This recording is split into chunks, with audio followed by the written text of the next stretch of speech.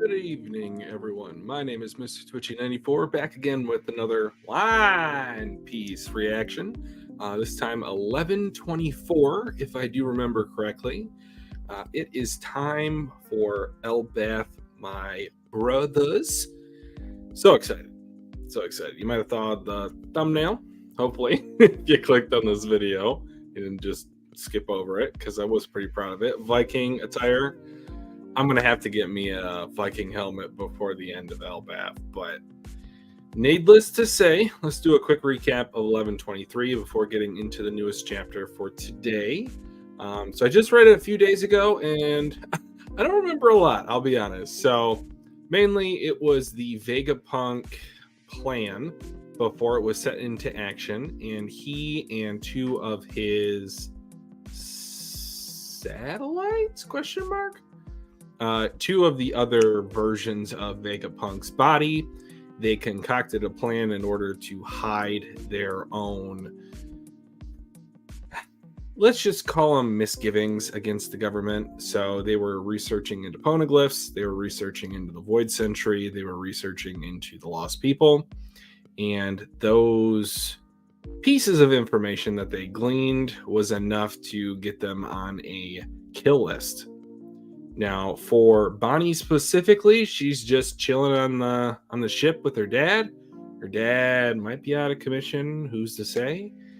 And then, yeah, I think that pretty much wraps up Egghead. I think Lilith is on one of the ships. She may or may not join. I think it'll probably be kind of like a Carrot situation.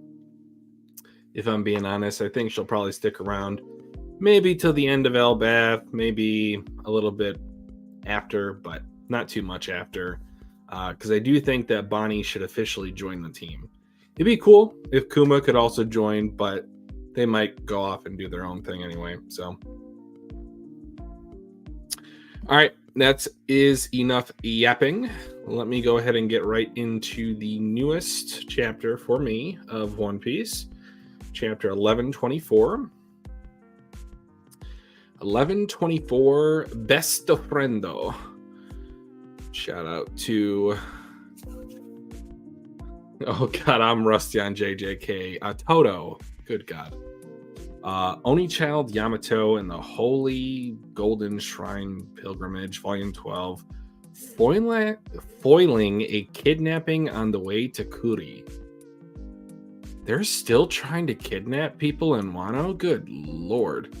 But who is that trying to run away? Do I know who that is? Let's see a silhouette in the back. That's okay.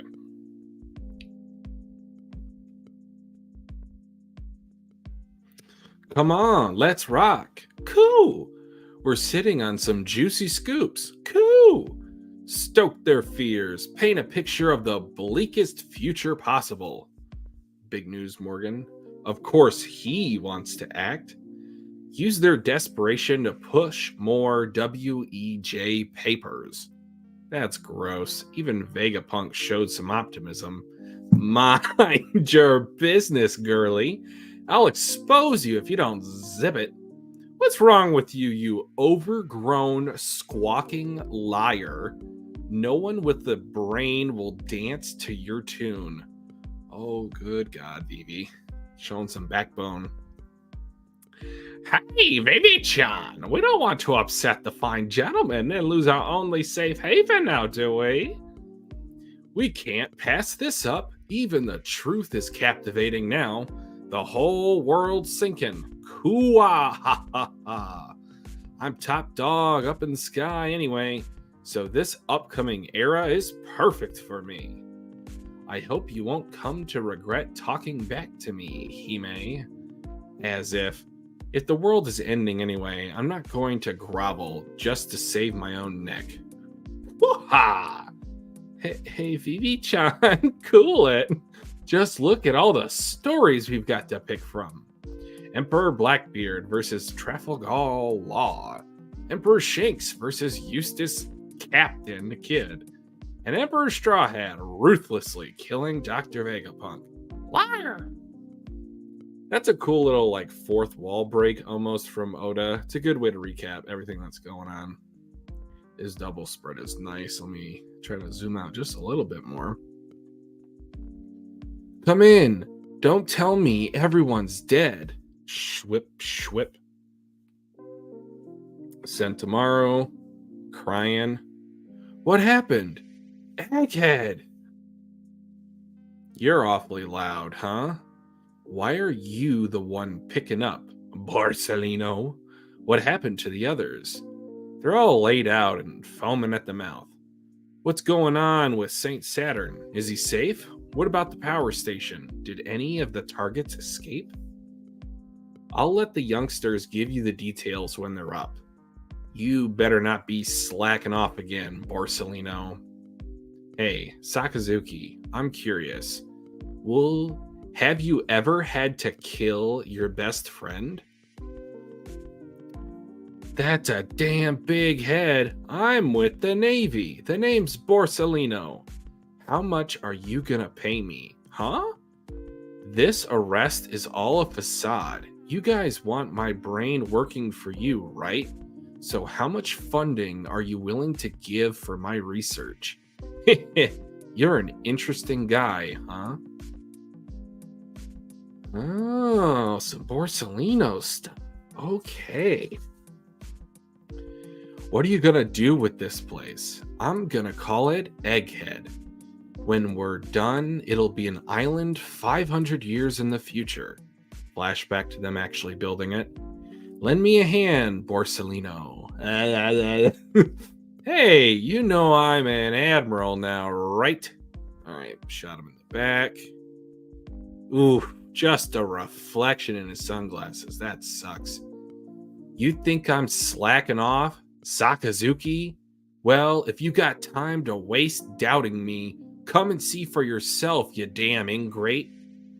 This might be like the most amount of emotion we've seen from him literally ever. I can understand, especially if he was very close with Dr. Vegapunk for decades at this point. That was my bad, brother. Just watch your mouth.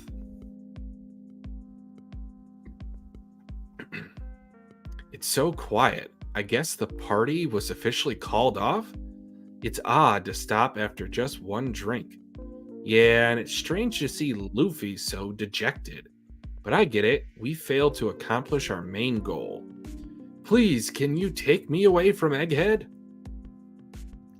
Got Frankie, we got Jimbei, and someone else off to the side. Looks like Zoro, maybe. We had the 5 elders, an admiral, CP0, the Seraphim, and an armada of warships to get through. I'm still trying to wrap my head around that. It's a miracle we got out of that hellscape at all. I'm with you there. It's pathetic. He's an emperor now. An old man dying shouldn't affect him this badly. That's a bit harsh. It is, but like... Zoro's half off the sauce, half on like game plan mode, so whatever. Ah! Blink. You're awake. Phew. Thank goodness. Are you all right, Lilith? Lilith-chan? Oh, right. We're on the giant ship. No wonder everything's so massive. This will be a bitter pill to swallow, but we have to tell you, we weren't able to save any of the other Vegapunks. Please forgive us. That's a nice little dynamic. They look like the Tantatas here. Oh, this is going to be fun to see in the anime. Atlas hit you pretty hard, so it's understandable if you're disoriented. I see. It's okay. I've already heard about what happened. Heard? From who? I just need to cry for a bit. How are you the evil one again? Says Usopp. Hey, I'm hungry. All right, Luffy. You got over it fast. Well, if you're hungry, the giants left us a lot of fruit. It must be because I'm no longer connected to York. Oh, so they have some sort of range dynamic going on. Say, the atmosphere from that table seems a bit gloomy, doesn't it? Damn it all. We promised to save Apple Gramps. Luffy's been beating himself up over what happened. He's so down, he's only had 5 bunches of grapes. That's plenty! I see, so Luffy's been taking it badly. It's alright though, I just heard about it and I'm sure. What do you mean you heard about it? A second ago, I was crying because I was sad about everyone's deaths. However, it's all a matter of perspective. Here's the truth. To put it simply, everyone's alive. Did they hook into the neural network database that Apple Punk was talking about? I could see that happening. Monte, I do see you there. I'll let you join in just a sec. Even if they're functionally dead, I don't get it. So they're ghosts? Basically, what I'm trying to say is that you kept your promise to me. And that could just be this scanlation, but I would like it if the officials also said that, because that is like Luffy and the crew is talking directly to Dr. Vegapunk, the satellite. So don't be glum, Luffy. Nani? Yo, seems like you're doing better, huh, Straw Hat? Hey, Giants, thanks for helping us out. Aye, so you're feeling fired up now? Then let's have that feast. Bring the food, get the booze. Zoro, Luffy is... I've been waiting for this. Feel free to pig out. Ga-ba-ba-ba-ba. If we're going to Elbaf, we may see Saul. That's great, Robin. Give us a toast for the ages, Straw Hat. Vegapunk basically said whoever finds the One Piece will shake the world, right? Yeah, and who do you think's gonna get it and be Pirate King? Hey, that's why I set sail in the first place. And I don't care if you're with me or against me, because I'm definitely gonna be King of the Pirates. Yeah, cheers! And so the ship set course to the northeast, to the long-awaited land of the giants. Yeah. The fabled country of Elbaf. New World Warland Elbaf. And a break next week, damn it. Come on, then. What awaits them in the land of giants. All right, so that looks like someone holding or drinking something. It kind of looks like the Wano hat for oars.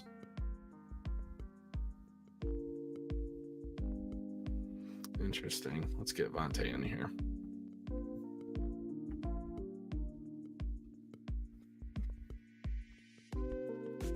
I'm trying to look. Do I know who that is? Give me a little closer on this plan. Nah, we don't know. I think they're drinking something.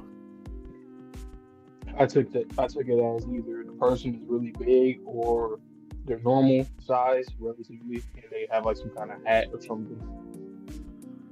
Yeah, either like a straw hat or they have like a parasol type of deal. Yep, so no telling. It could be the man marked by flame. It could be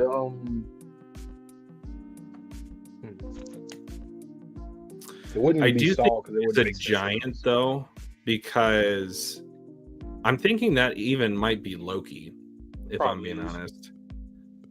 Because you can see the hiragana or the katakana kind of like going over the sea, and then from the distance to the foreground, you can see those type of characters coming forward. So it's interesting that he's expecting them to.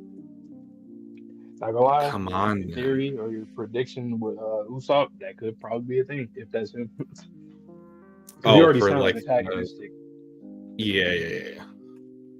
If that is, have a duel. Yep. Yeah, exactly. Like the dialogue kind of makes it seem like that. Like, okay, I've been expecting you guys, and then obviously some back and forth, and then they're gonna probably just compete against each other. Or it's Big Mom. No, that's too skinny of an arm to be Big Mom. Hey, remember I told you? This is One No. Piece. The magma, like, She could be comes emaciated. back. Is that what you're saying? I'm like, hey, you never know. So what do you think about the development of Vegapunk still being alive? Like kind of carried on the will through Lilith specifically. It's funny because in the chapter I was reading, I didn't really pay too much mind to it. But before that, I thought that that would be the case. It just makes sense. Like, you literally have satellites or other robotic versions of yourself. I would Yeah. assume that you would be able to do stuff like that.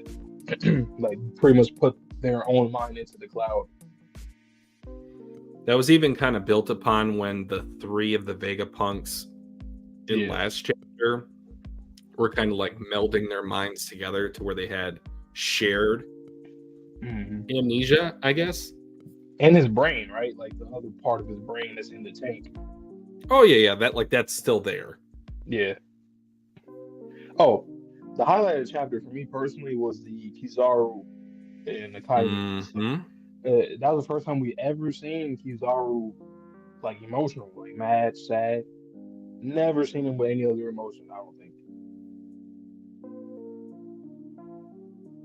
And I like that. I like that it was brought back up because, we already knew that Kizaru, he used to chill over there with Mm-hmm. Sensamaru and Kuma and them.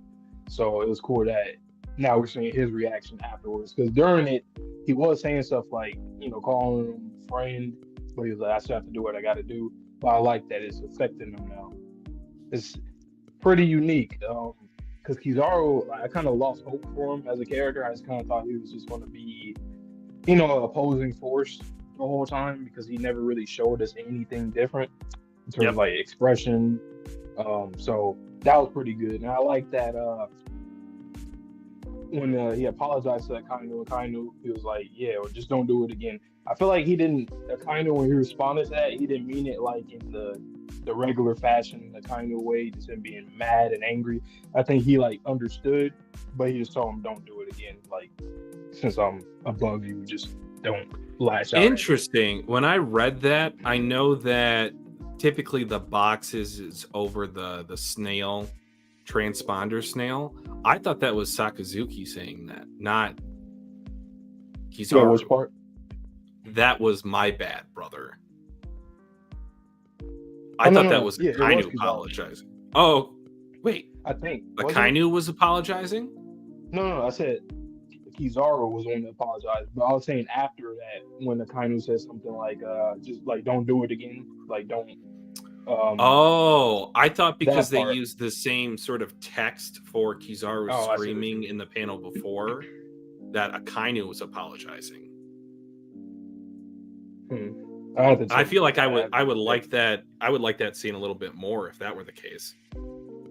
Because he has been absolute justice. So for him to say my bad, like that means something.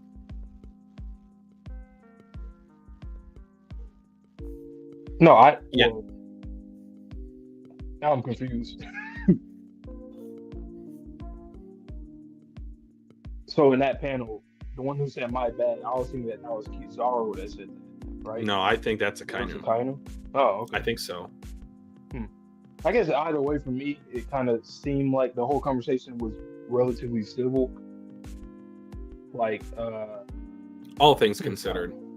yeah, I'm about to look at it again actually, because I thought it was the opposite. And like my favorite part of the chapter was just the reflection of Dr. Vegapunk's dead body reflected 2 times in his shades. That was such a fire panel.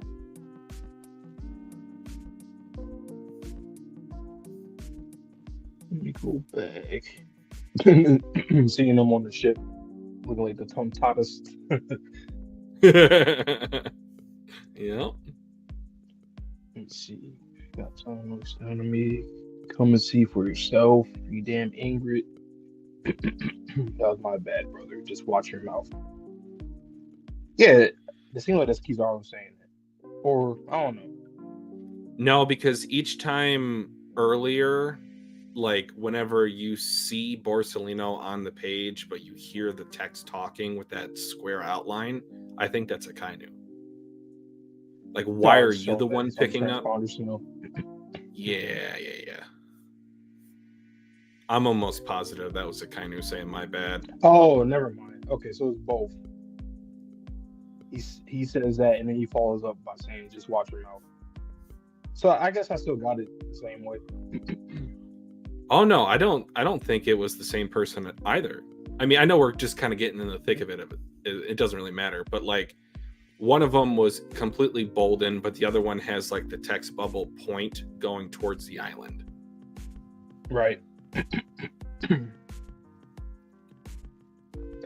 I just didn't think that Kizaru would say, "Just watch your mouth." I That think part. at this point, because he had to kill Vegapunk, I think he snapped a little bit more than ever we've seen before. I find that still kind of weird though. If he says that, like you telling your Why? boss, "Just watch your mouth." Like, I understand you're mad, but that doesn't. I don't know.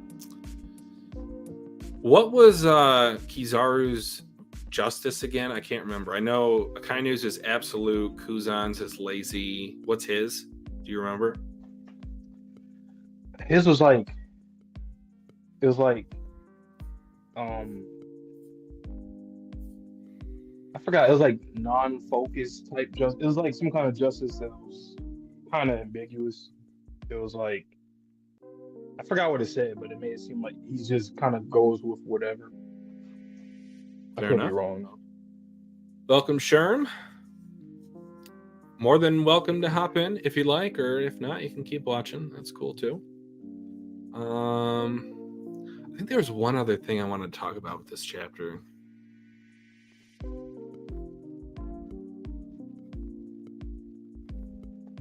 But yeah, I guess either way, whoever said what, it still had the same sentiment because it's like I basically what I liked about it is that I like how civil and I guess understanding the kind of who is in a situation with that. That's pretty big because that's a character that we keep thinking like what is the end goal with him in terms of Oda's plan for him, because I don't want him to just be the antagonist, like an antagonist. Like, nah, there has to be way more to it, and I like that he understands that his friend is going through a really hard time after he just killed his best friend. So, yep, and then just acknowledge him as brother too. I just really like all exactly that whole thing. Yeah, him calling him that means that likely there was some regret with him having to do that to Kuzan, because didn't all three of these admirals, didn't they kind of rise up in the ranks of the Navy together? I believe so. I think I guess this kind of confirms Kuzan's the youngest, right? I think, or he might be the oldest. It was I remember one of them was like older. I think it was him. Okay. I believe so. I had to check the ages. Let me see.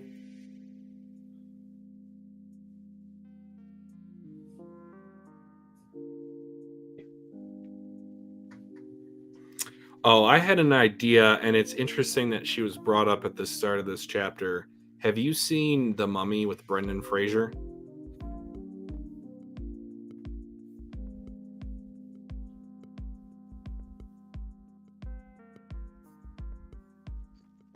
But well, I guess we'll never know. I'll wait till he gets back. Hopefully he can reconnect here in a sec. But I'm going to bring up something that relates to The Mummy with Brendan Fraser, for those of you that have seen it, because I think it might relate to Vivi, interestingly enough.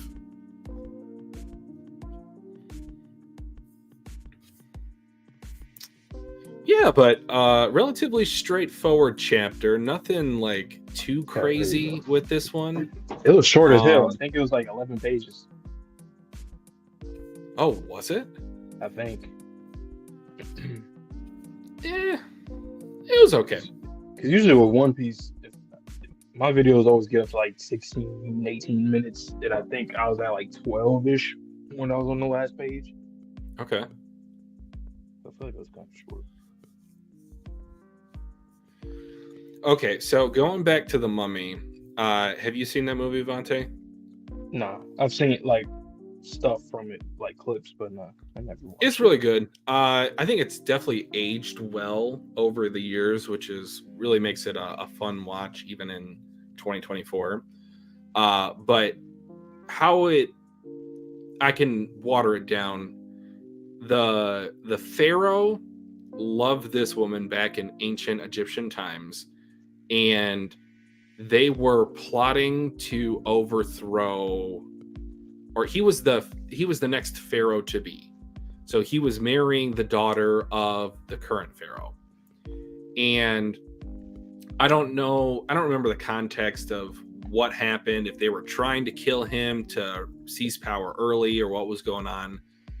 But what ended up happening is they both got killed. And then you flash forward to present day, and that's when the mummy was reincarnated, so the pharaoh to be. And he eventually got his eyes set on the wife to be of the main character, and he tried to reincarnate his lost love through her body because she looked so much like his betrothed back in the day. So what I'm thinking is maybe there's something similar here to where Emu is maybe trying to reincarnate Lily through the body of Vivi because they look so similar. Okay. Mm. I mean, technically they are like, are they biologically related? Because yeah, they're both part of the Nefertari family, right? Yeah. Okay. So I did some research. So yeah, Kizaru's, Akainu, Fujitora are all around the same age, like 55-ish. But Aokiji, Okay. it says he's 49. I don't know if how true that is, but yeah. That would be another interesting dynamic when you think about it. If he is a little younger, because just think Mm-hmm. about his relationship with Akainu, could be like a big brother, little brother situation. That would probably add some. How old did you say Borsalino was? Should be around same age as kind of like 55. Okay. Let me see. Uh, it's kind of hard to tell because I don't think Oda. I mean, he might have said it 50 at some point. I don't know. Yeah. I wish Yeah, he's there was just like 56. this So place that kept up kind of like all of the ages of all the characters, or like a running timeline of the entire series. I know that's like super difficult, but hell of a project.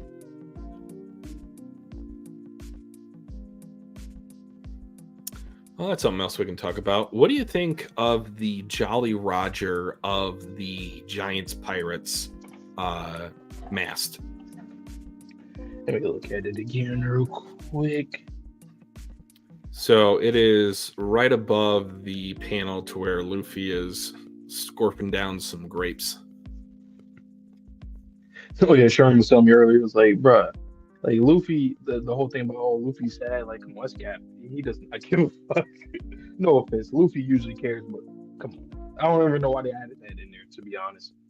Oh, he's scuffing down less grapes right now. All right, let me see the Jolly Roger. It's like a bull or like an ox or something. That, or I was thinking like maybe it reminds me of like Kaido. Because like the Onis, So those, yeah, they haven't really like gone into like the Oni race whatsoever. you know what? Now that like we're getting so many like newer races in One Piece, do you think that there's going to be like a um something that's like we're gonna learn something about genetics coming up soon? Because we just learned about the Lunarians, we just learned about the Buccaneers, and then you have the other types of tribes of people that we learned in post time skip, like three-eyed people, humans, but you know the extra eye. Onis, like we're getting introduced like a lot of new races that we hadn't seen before. So I I wonder could if we're going to definitely get into see that. that, especially when Lilith is even temporarily joining our crew, because I'm sure she would have, based off the genetic research that they did on Buccaneer blood with Kuma, I'm sure, especially if she retains that information, that she herself will be able to say, like, oh, that's a minx, or oh, that's a rare fishman, or oh, that's a lunarian. I'm sure that she's going to be able to divulge a lot of that information to us on behalf of Oda, just because she's here. Right. Do you think there's going to be another upgrade to a pacifista? So something after a seraphim? Because now I'm thinking, like, what if they just mix every fucking thing together? I can see a big ass monster or something in the final war just to have it, be another challenge. That'd be Well, wild. doesn't that kind of get similar to the all for one versus one for all type of conversation? Like, if you are a jack of all trades, you're a master of none. Do you Yep. think that final pacifista with all the blood would be able to go to the extreme that maybe, say, pure blood would be able to? I think that's how it will be defeated. Like, I don't think it will be like, okay. So the reason why I'm saying that is because since the Vegapunk is dead, I think he would have been able to successfully cultivate something like that. But now I think the Mm-hmm. world government probably like, damn, we just lost our scientists. You know what? Let's like Saturn, for example. I think he's the lead in the science department for the Gorosei. So he might end up like, you know what? Fuck it. Let's just mix all these things together. And then obviously it's going to be a downfall in the end because either the thing is dumb or something. There's gonna be a cost to it. Did they say whether or not the Seraphins would age? I don't think that they Um, confirmed that or not, right? I don't think so, but I have a prediction that they're not going to die and they're going to grow older and they're going to be a part of the new regime or the new world government slash military slash Marines. Mm-hmm. So I have a feeling that they will grow, but who knows? At this point, do you think that York is going to be the official government-sponsored Vegapunk, or do you feel like she's officially like gone off the deep end? She can't be trusted anymore. Hmm. So that's now a new plot point with her and Lilith. Mm-hmm. So whenever I'm not sure because like it's gonna be really annoying if she's like still an op and then we have to face her again or whatever the fuck new experiment she probably made. But I don't know. Like maybe there could be a change of heart. Maybe I don't know. I would kind of like. I know we're past it now because we're in a brand new arc, but I would kind of like to. Okay, this is one thing that I kind of would have wanted with the Vegapunks, and at least with her, I would have wanted like some kind of like either like an internal monologue.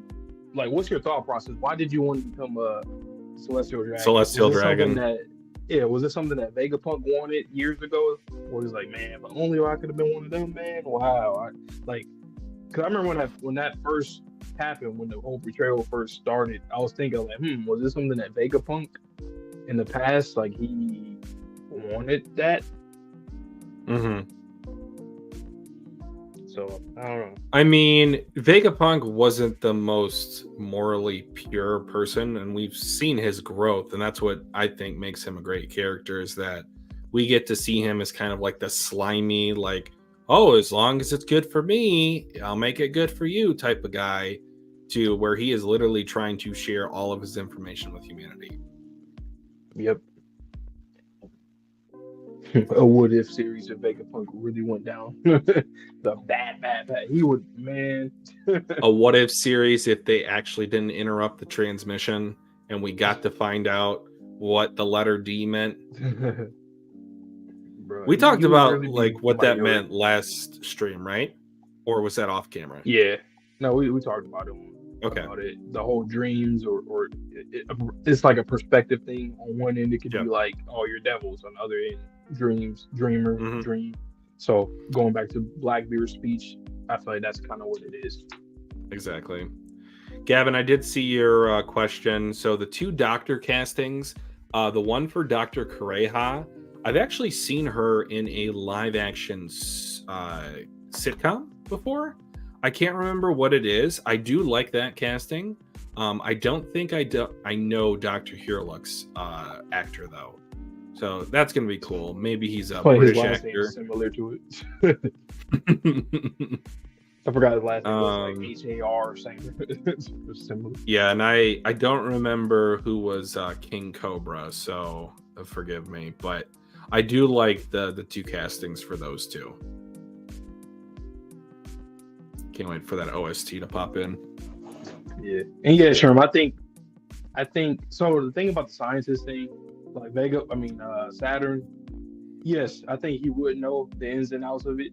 But I just kind of feel like, above all else, the difference between like Vegapunk and them, and there's a lot of differences, but the one big difference is that they have that arrogance. Like I feel like they would think it's okay as long as they can make something that could just destroy shit. I think they wouldn't care as long as they're like as a unit or strong enough to take it down if it goes there. I think they can. You can always put like an off switch on it, different little contingencies like that. I just kind of see them like basically my prediction for the world government right now is that since Vegapunk is dead and York, I feel like I don't think she's gonna make anything else like crazy for them. But I think that it's one of those things where they're gonna start scrambling and just making bullshit or whatever that they're making is going to end up failing or something like that. Because like, look at the Mother Flame. I don't really, like. Do they even have the blueprints for that, or like, is it still like in that machine that we saw? Like, do you think it might have got used up by Uranus, or do you think that potentially it is still waiting to just recharge, essentially? I don't know. I feel like I think it got used up. So I just wonder how it's going to be used again. Because my question is, why didn't Emu use Uranus on Egghead if that were the case? Like, why send Buster Call? Yeah. I just don't know if it's like a recharge thing or like, well, probably not. I think he has to like manufacture it a certain way. But I'm wondering if I think we're gonna see it again, but it's just a matter of how. Like, is it from like Lilith, for example, or York, or like, I think they're gonna find a way after seeing Emmett use kind of his whole hockey release that he did from that rope. I think Saturn, in coordination with York, is going to integrate the Mother Flame into the Seraphim. And that's going to be their next upgrade.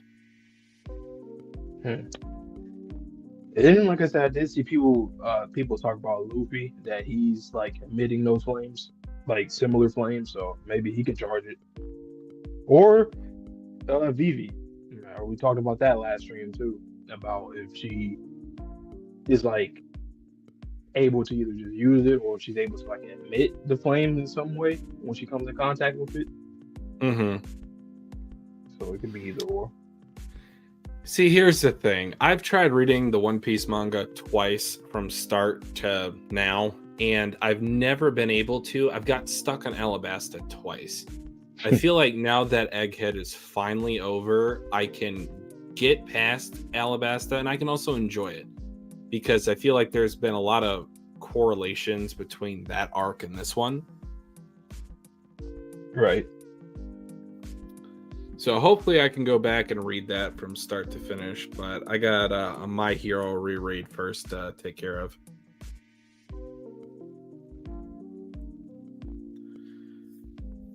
All right. And then this might be a little bit 5-head. What do you think of that shadowy figure that is running away from Yamato on the cover page? Oh yeah. I don't know. I don't know. So my thought was that the government is still trying to kidnap people for their experimentation program. It did look like somebody in a suit, like a Yep. like a CP's cipher something. pole. Yeah. So my thought is because they were able to successfully get in there with Green Bull, like they might have snuck in some other people into the country. And then Yamato is actually going to get off the island to go looking for whoever is, like heading up this kidnapping program. Right. Elbaf is going to be a special arc, I feel like. I think it's going to set up so much. Like, historically, it's going to set up a lot of, like, shit that either we didn't know about or we need more answers to. And also just setting up for, like, the final arc in general. Because, I mean, we're with warriors right now, so we got to, get prepared. But this very much does feel like a pre-time skip right now type arc, especially with the Giants being with the Giants again. Yep. As for the figure, no clue. Either Loki. Seems like it's Loki. I don't know. Then we still It seems antagonistic, so I would guess Loki, but is there anyone else that knows they're coming to Elbaf? Do you think Law could be there already or no?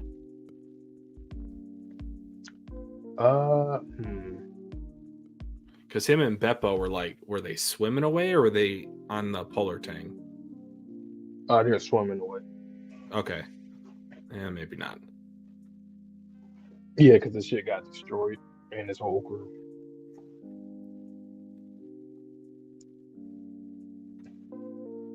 Your theory is Uroge? Ooh. Shanks, I don't think so, but it kind of would fit in a way if it is Shanks, based off of obviously Dory and Rocky and the Giants are with him, which is kind of interesting. I mean, that is his right arm that is shown, so it's not the one that got bit off. Yeah. That is kind of, kid he drowned is there under the water. He literally is. And by the way, he is very much alive. Like, if you were to ask me between Kaido, Big Mom, and Kid, I mean, all of them really could be, but I think Kid. I don't think he's dead. I don't. I think if he Kid, is, Big Mom, and then Kaido in that way, in that order, in terms of likelihood of being alive. Plus, Kid he's that type of character that can get fucked up and come back. He's just that, he's that kind of character. We've already seen it with him. Boy, I know that losing limbs. Talk about what he looks like. I know that Luffy does these stupid nickname conventions just based on the shallowest possible attributes of a person. But do you think Kid could be part fisherman?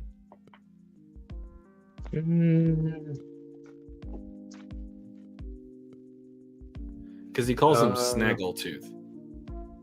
True. Probably not. I don't think he has. Does he have? No, he doesn't have sharp teeth, does he? Nah. That's just a prominent feature. Does he? I don't know. Oh, I don't. I'm gonna look. Unless it up he just have those.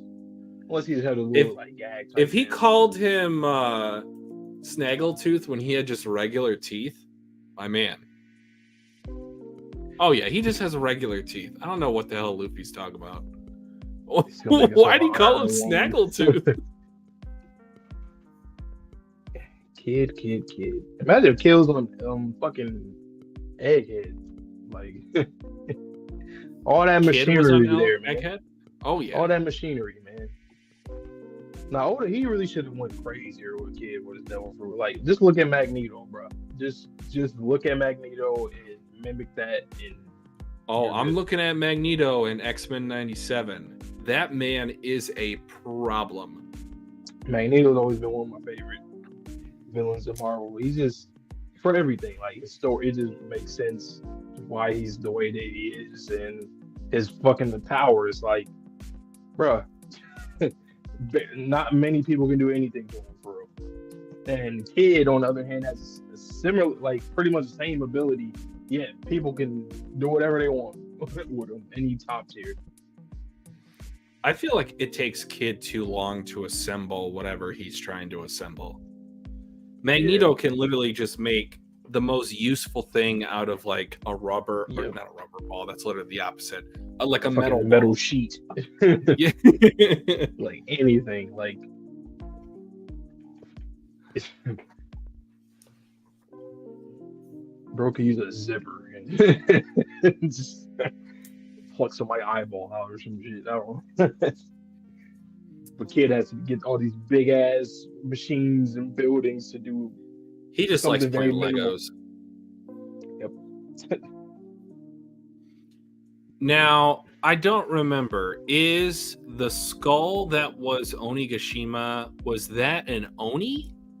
Or was that like a continent puller? Oars? Do we not know whose skull that is? I don't remember. I used to I just don't think it was some remember kind either. of Oni thing, but I don't think we ever got any elaboration on it. Because each time I saw that, and then I saw the giant sigil or their Jolly Roger, I just kept thinking to myself, like, yeah, that was probably the leader of the giants, was an Oni. Mhm. I find, something that I mentioned too. Like, I know that they were celebrating and whatnot, and drinking and stuff. But I just find it kind of funny that you have Luffy claiming, he's going for the One Piece, King of the Pirates, right in front of Shanks's men, basically. I just find that kind of funny and interesting.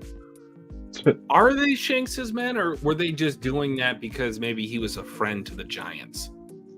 Mm, And also, it I was don't their know. home turf. The reason why I call them Shanks's men is because like they're the ones that like put the nail in the coffin against Kid. Pirates like almost seemed True. like he told them to like, yeah, go ahead, do it. That's how it came off as. But then again, that is their home, so he probably just let them do the honors to get them out themselves. So it could have just been that, but I don't know. It's kind of See, that interesting. attack by them against Kid reminded me of Momo versus Green Bull in Hmm. terms of they're just trying to get up the next generation of defense so that way they can protect their own lands. So, what are some things you expect from Elbaf? Like in terms of things that if you were to say is relatively outside the box, that's like not an obvious thing. What do you expect to get out of this information wise or anything? Outside of the box, but on Elbaf. Yep. What I would love to see, and this is unironically related to this arc, is a more thorough explanation or even development of the magic system. Okay. Because the magic beanstalk, going up in the air, we see the beanstalk that is the, oh my god, it's huge. It's like one of the biggest things in One Piece. And then with the whole magic circles, because they were able to transport to Egghead seemingly by just drawing something on the ground. I don't know how you took that, but it didn't Oh seem yeah. like it was, how do I put this? It didn't seem like it was unique to any sort of materials. It's just like if you have like some chalk, you can summon them if Yeah. you know the right magic circle. They use a paintbrush like Ichibe and they drew it on the ground. And no, they definitely did. Yeah, exactly, Sherman. It is some devil juju right there. That's very different. Not devil fruit related. Well, it could be related, but it's not devil fruit. It's something crazy. That's why I think we're going to see it from another character. I'm thinking Rogue. He just looked like somebody that would Magic. probably, yeah, bring out a fucking Mm-hmm. ritual. Like his, like I don't even know what, like, yeah, he's strange and he's a monk. Like I'd assume he'd do something different from everybody else if you're a fucking monk, a mad monk at that. And then the second thing that I really would love to see, and maybe not outside the box, like the first point, but I'd love to see stored, or as I call it, imbued hockey be introduced into the weapons of the forging of giants. Okay. Oh, I just thought of something. I remember when you were mentioning about the whole Usopp and Loki thing. Yep. And you talk about Usopp's the 5-ton hammer or whatever. I thought about fucking Thor's hammer. We're definitely gonna see that, something like that here. Yeah, Mjolnir. Yep. Or even an axe, the Stormbreaker, or something like that. I definitely we're going to see that 100%. We're going to see like Stormbreaker would be raw. an ancient weapon that's not one of the 3 weapons, but like another ancient weapon. Do you think there's only 3 ancient weapons, or do you think there could be a possibility for more? Oh yeah, me saying that makes it. Yeah, there's gonna be more. I think there's more. It's just those 3 are like, I guess, integral. Yeah, it's kind of like what Undead Unlock, same thing. Okay. And then those were my 2 answers. What do you expect that's maybe outside the box for Elbaf? Outside the box for Elbaf. Okay.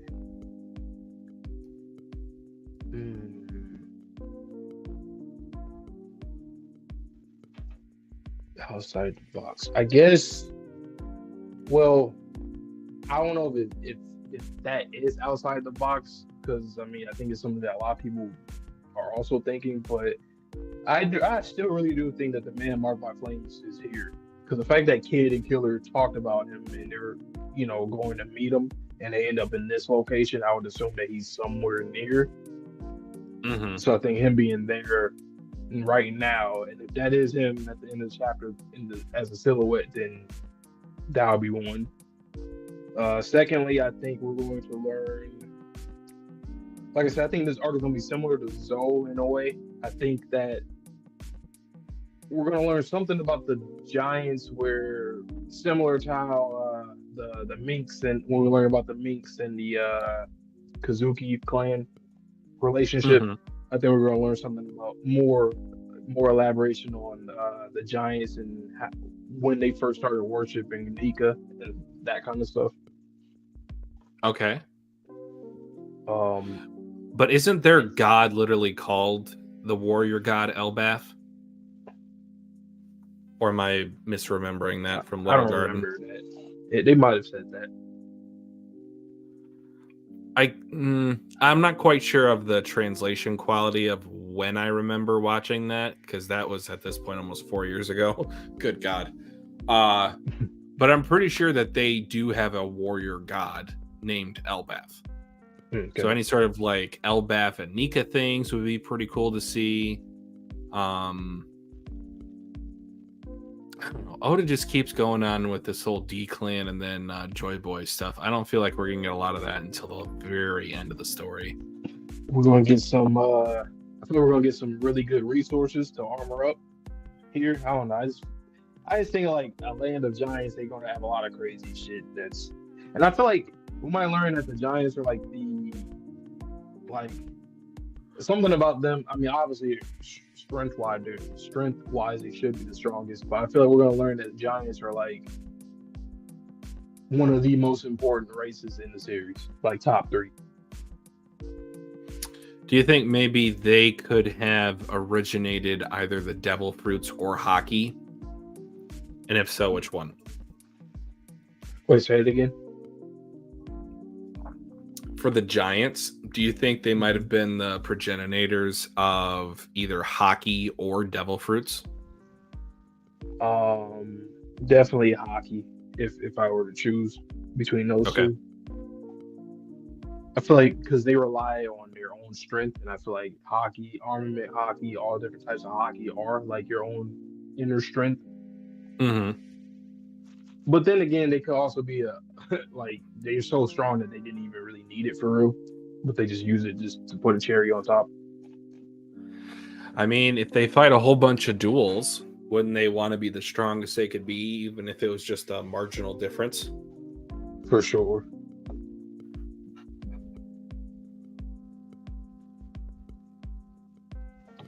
What do you think the applications are of imbuement of hockey Do you feel like the poneglyphs have hockey stored within them? Do you feel like there's going to be other objects that have hockey stored within them? Do you feel like it's just going to be energy, or maybe it could be observation hockey? Do you think you could store observation hockey, kind of similar to how what's her name, Shock? We already talked about this. Arlong's sister, the prophet. Mm-hmm. I can see that. I could definitely see that. It kind of reminds me once again, Undead Don't Look.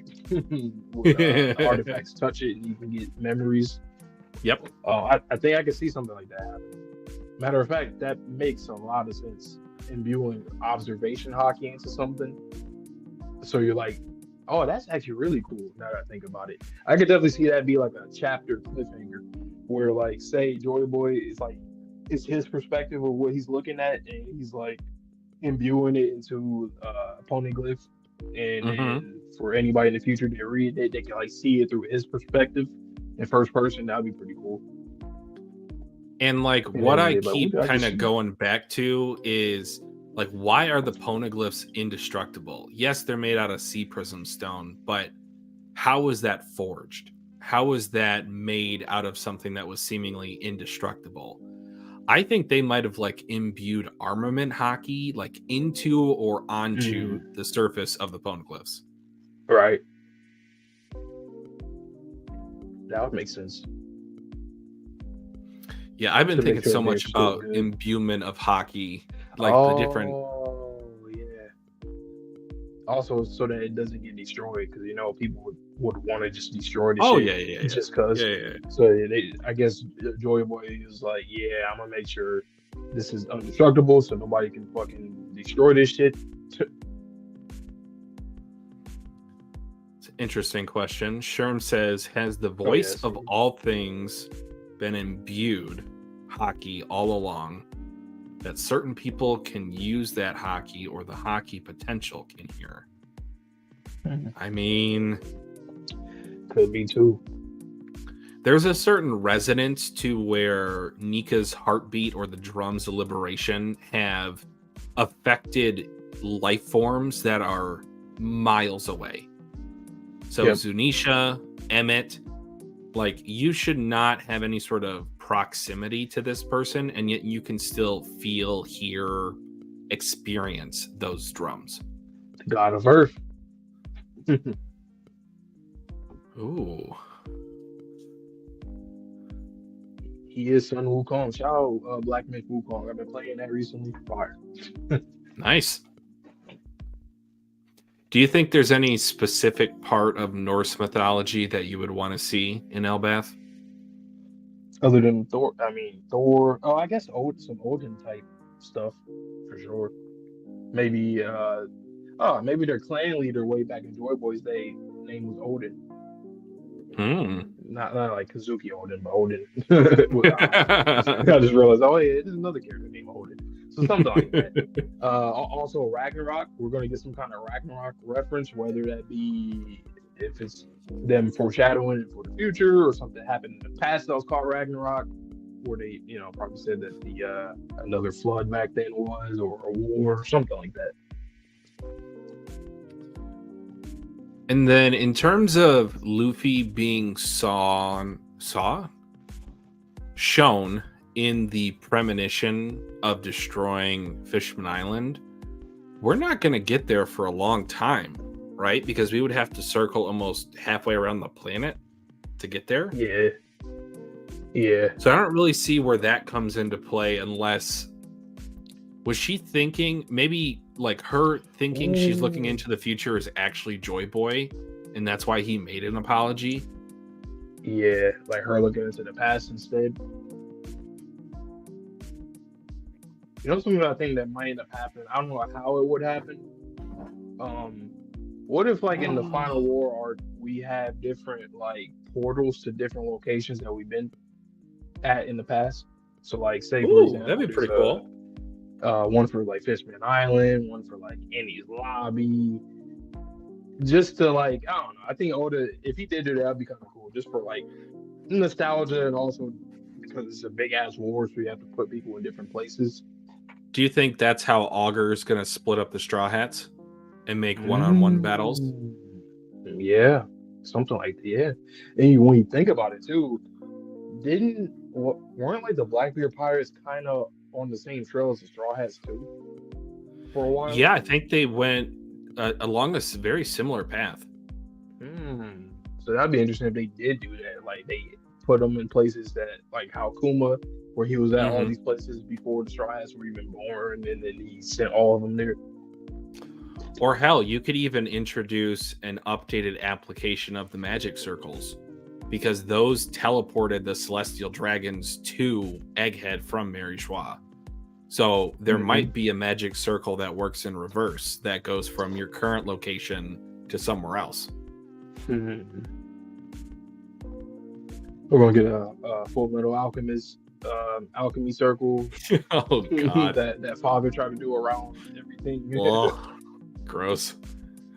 Nice fire. What are you Um, talking about? I had an idea just a second ago. I think Fable. again it was about imbuement of hockey. Hmm. Oh, what if Shanks? Because Shanks is always like a step ahead of everybody. What if he had access to like hockey that maybe Roger imbued into the Straw Hat or something? Wait a minute, I didn't even think Oh, about that. The Straw Hat could have hockey imbued into it. there we go. I remember what it was that I was going to talk about, but go ahead. Ed Ford. That's pretty much it. But I was thinking that because Shanks, like I said, Shanks is always like a step ahead of everybody. Not even just because he's like, if he is like a celestial dragon, like that's one thing. But it Uh seems huh. like he knows things that even they don't know. The world government doesn't even know. So let I me don't know. uh let me just spit a little spindle of a theory for you for a sec. So, what I don't want to say nationality. What origin do we think that Shanks is? He's like celestial dragon, Celestial dragon. Correct. god knight, holy knight from one of them. What do we know of Mary Joie in terms of there's a secret being held, is there not? Underneath? Hmm. Yep. You talking about And the big straw hat? oh yeah, so that's where I'm going with this. So I'm thinking potentially that observation hockey might have been put into a whole bunch of these objects for future sight, and the celestial dragons have a monopoly over that, and that's why they're able to keep in power for so long because they're constantly looking into the future. Hmm. So the reason why Emmett wanted to go back to Mary Joie and why he attacked it is because he wanted the straw hat, not only because it was given to him by Joy Boy, but because it had imbued hockey within it. Hmm. Maybe. That is interesting. Okay. Wait a minute. That's okay. And then like in the room, isn't it like frozen? It's like an icy Mm-hmm. room. Hmm. Mm-hmm. Oh yeah, we nope, nobody can open this shit. Nope, nope, nope, nope, nope, nope. Keep it there, keep it there. But that's kind of interesting if that is the case, because like why would Emu even have it by them that close to them? Why would you walk up to it? Don't know. And the like to circle this back to like Shanks, what if like the babies they have like a ceremony to whereby they touch the certain let's just call them artifacts to the skin of the children, and that's why he had the straw hat. Like it was just destined to kind of through imbued hockey, like he was going to end up with the same straw hat that uh like Roger, or not Roger, but yeah, like Roger had. Hmm. Hmm. Not gonna lie, I think that the regular straw hat, so Luffy's hat, I really do think it's imbued with hockey. Just because like Shank's whole thing, like return it to me when you become a great pirate, I think it's one of those things. It's like hmm, it's almost like a manual or like a tutorial. It's like so Roger gave it to Shanks, that helped him for so long.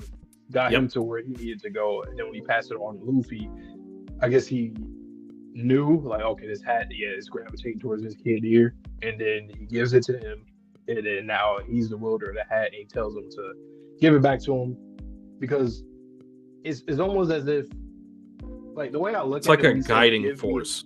yeah, and when he says give the hat back when you become a great pirate, to me that implies that like, okay, once you do become that great pirate, you've achieved it, and there's like no more hockey imbued to it, so now it's just like a regular hat. So it's like, okay, the hat doesn't. There's no use for the hat for you anymore. Is there any specific instance that you can remember to where I know Luffy's a weird guy, but like he does something that seems so okay, let me rewind a sec. So I'm guessing you've seen the Harry Potter movies. Yeah. Do you remember that like elixir of luck that Harry drank as a reward for like getting a top grade on something? Mm-hmm. If you remember in that movie, after he drank that, he needed to go save someone, but he went to a random other place. Like I'm talking like completely unrelated to where he was supposed to be going. And it just turns out that it worked out for him. Yes, the Felix Felicitas or whatever. So what if the Straw Hat has that future observation hockey imbued within it? Do you remember any instance in which Luffy just does some random stuff to where it doesn't seem, even for Luffy's standards, and it just works out? I feel like that happens all the time. Well, like yeah, but I can't think of any specific example. Like I think it happens all the time, especially pre-time skip. Like think about you can even think about it at a very surface level. Like every fight that he had against in the pre-time skip, for the most part, it got to a point where he was just facing people who were really stronger than him. But he had for me, I think Crocodile. it started, Crocodile, Inaru, and then literally everybody else from Indy's lobby, like when it comes to Lucci, and then Moria, whatever, blah blah. But Impel Down and everything after that, it was like that again. But now that I think about it, I think this kind of all started when he was on the Executioner little with Buggy thing. Yeah. And like sure, Dragon was there at the right time, but at the same time it's kind of convenient. That was like divine intervention. Yeah. Yep. Like how did that just happen like that? Like You know what else is kind of interesting too? Remember how I said that like Shanks, yes, Shanks is a celestial dragon. And remember I said like what if Buggy might be a celestial dragon? Okay. I wonder if that moment right there, if that was something triggered that lightning strike. I mean, I know it seems like Dragon did something, but I feel like Dragon kind of came after, like a little slightly after, because the lightning came down. He was the wind, and the lightning was its own thing. Yeah, I can see that. And it's kind of interesting though. It's like Buggy and Luffy. Like even if you go by based off of them now, they're both Yonko now. But if Luffy, obviously we know he's a part of the D clan, and if Buggy is a celestial dragon, I wonder if that was some kind of like, I don't know, some kind of fate thing going on there. Because Luffy was supposed to die. Well, yes. I was gonna say, and we know like how much of a joke Buggy is, both on purpose and not on purpose. But if you think about his initial fight with Luffy on the initial village with Mayor Boodle, like they were specifically going after the Straw Hat. And it was almost like they were ignoring each other during that fight just to either inflict damage or to save the Straw Hat itself. Yeah, you're right, sure. Yeah. When he walked away, he kept like having the lightning strikes at the same time, like the same pace he was walking. So yeah, he probably does control all of the weather. I think he might actually be a wyvern instead of like a traditional dragon like Kaido. I mean, there's a whole bunch of different dragons in mythos, but When you keep saying he looks east, like the dragon of the east, Mhm. I would say like the wyvern, because I played Terraria, and it is a white dragon Yep. that like shows up in the upper atmosphere. That is interesting. That dragon was even there. Like, hmm. I How can't did he wait for know? his. Yeah, like, because usually he was like not there. We just seen in Kuma's backstory that like Kuma was mostly the one that was watching Luffy from before he became a pirate and went to the seas, and like afterwards. And Dragon, that was the only time he did that. So did he just so happen to be there, or did he like? Hey, that would actually be kind of wild. Dragon can like travel really quickly. What? Because we think of I he mean, had to he could have. always ask Why was Kuma he for a there? lift. True. That's true. Because like, why was he even over there in that area? I mean, granted, his hometown is there, so maybe he does just kind of come back here and there. And we I saw guess. it during the ASL's flashback where the whole thing was Sabo, so he does go back there. But still, that's kind of I don't know. I still think he travels very fucking fast because, bro, you're way in the new world. How the hell are you here? Just like with Mihawk and Shanks. What's up with all these people just in different areas? Just how? What are y'all doing? There's something that we don't know about when it comes to transportation in this series. I swear. Where are you guys coming from? Speaking on Unless it's just that, an older thing. well, it definitely could be, but do you think there's any character besides Shanks, Buggy, and maybe Mihawk that is a celestial dragon currently? And Bonnie's not included because we know she is. I'm trying to think of like. I'm trying to think of somebody in the series that either kind of just does their own shit and it doesn't seem like they get any like punishment for it. But it's kind of hard to even tell because I don't know. You want to know the first thought I had? Who? Like, I knew. Kaino. Could be. But He seems like the type of celestial dragon that was almost like cast away. Like, yeah, we'll still give you a role in the Navy, and yeah, if you prove yourself, we'll give you Fleet Admiral. But at a certain point, like when he killed all those citizens of O'Hara, like that was a war crime, and there was just no punishment. Maybe he's like half celestial dragon, half human or regular or peasant. I guess maybe. Yeah, and like we keep asking about like what's his motivations. Like he could want to change the world from the inside in terms of the celestial dragons. I did see something that said that he hates pirates because of shit that happened in his childhood. So, well, maybe he had to do with like war and fighting, and then he was kind of in the in between of that. Kind of like a Nagato going on. That's more likely. I just thought it was an interesting thought to theorize if he was or not. I thought it'd be cool if one of the admirals were Celestial Dragon. You know what's funny? The first one that comes to mind is Green Bull. Like, for sure, this his whole attitude. He for sure could be one. Like this.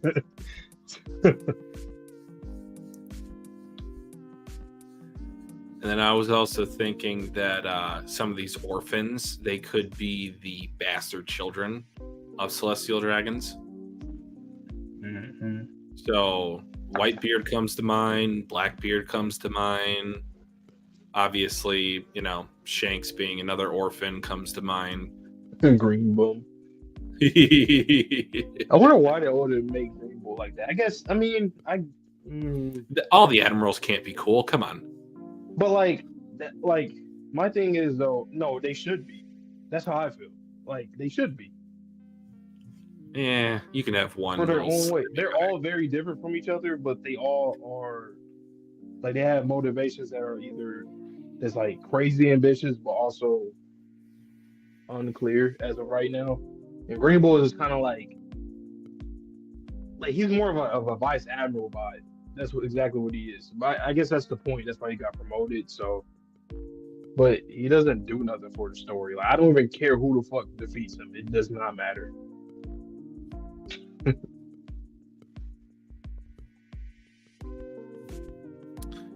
So circling back to my imbued hockey that is then given to celestial dragons as a sort of rite of passage in their childhood, that would also explain why Dofi would know about the underdwellings of Mary Joie. Because I don't think he was talking about the slaves. I think it was something a bit more important. I think he was talking about that room that Emu was in. Yeah, because he said some secret treasure. Like, oh, I know about it. Oh, I know about it. Okay. Let's shake the world to the core. Get this man out of jail, man. Flamingo chasing cars. I want to know what to do with you, please.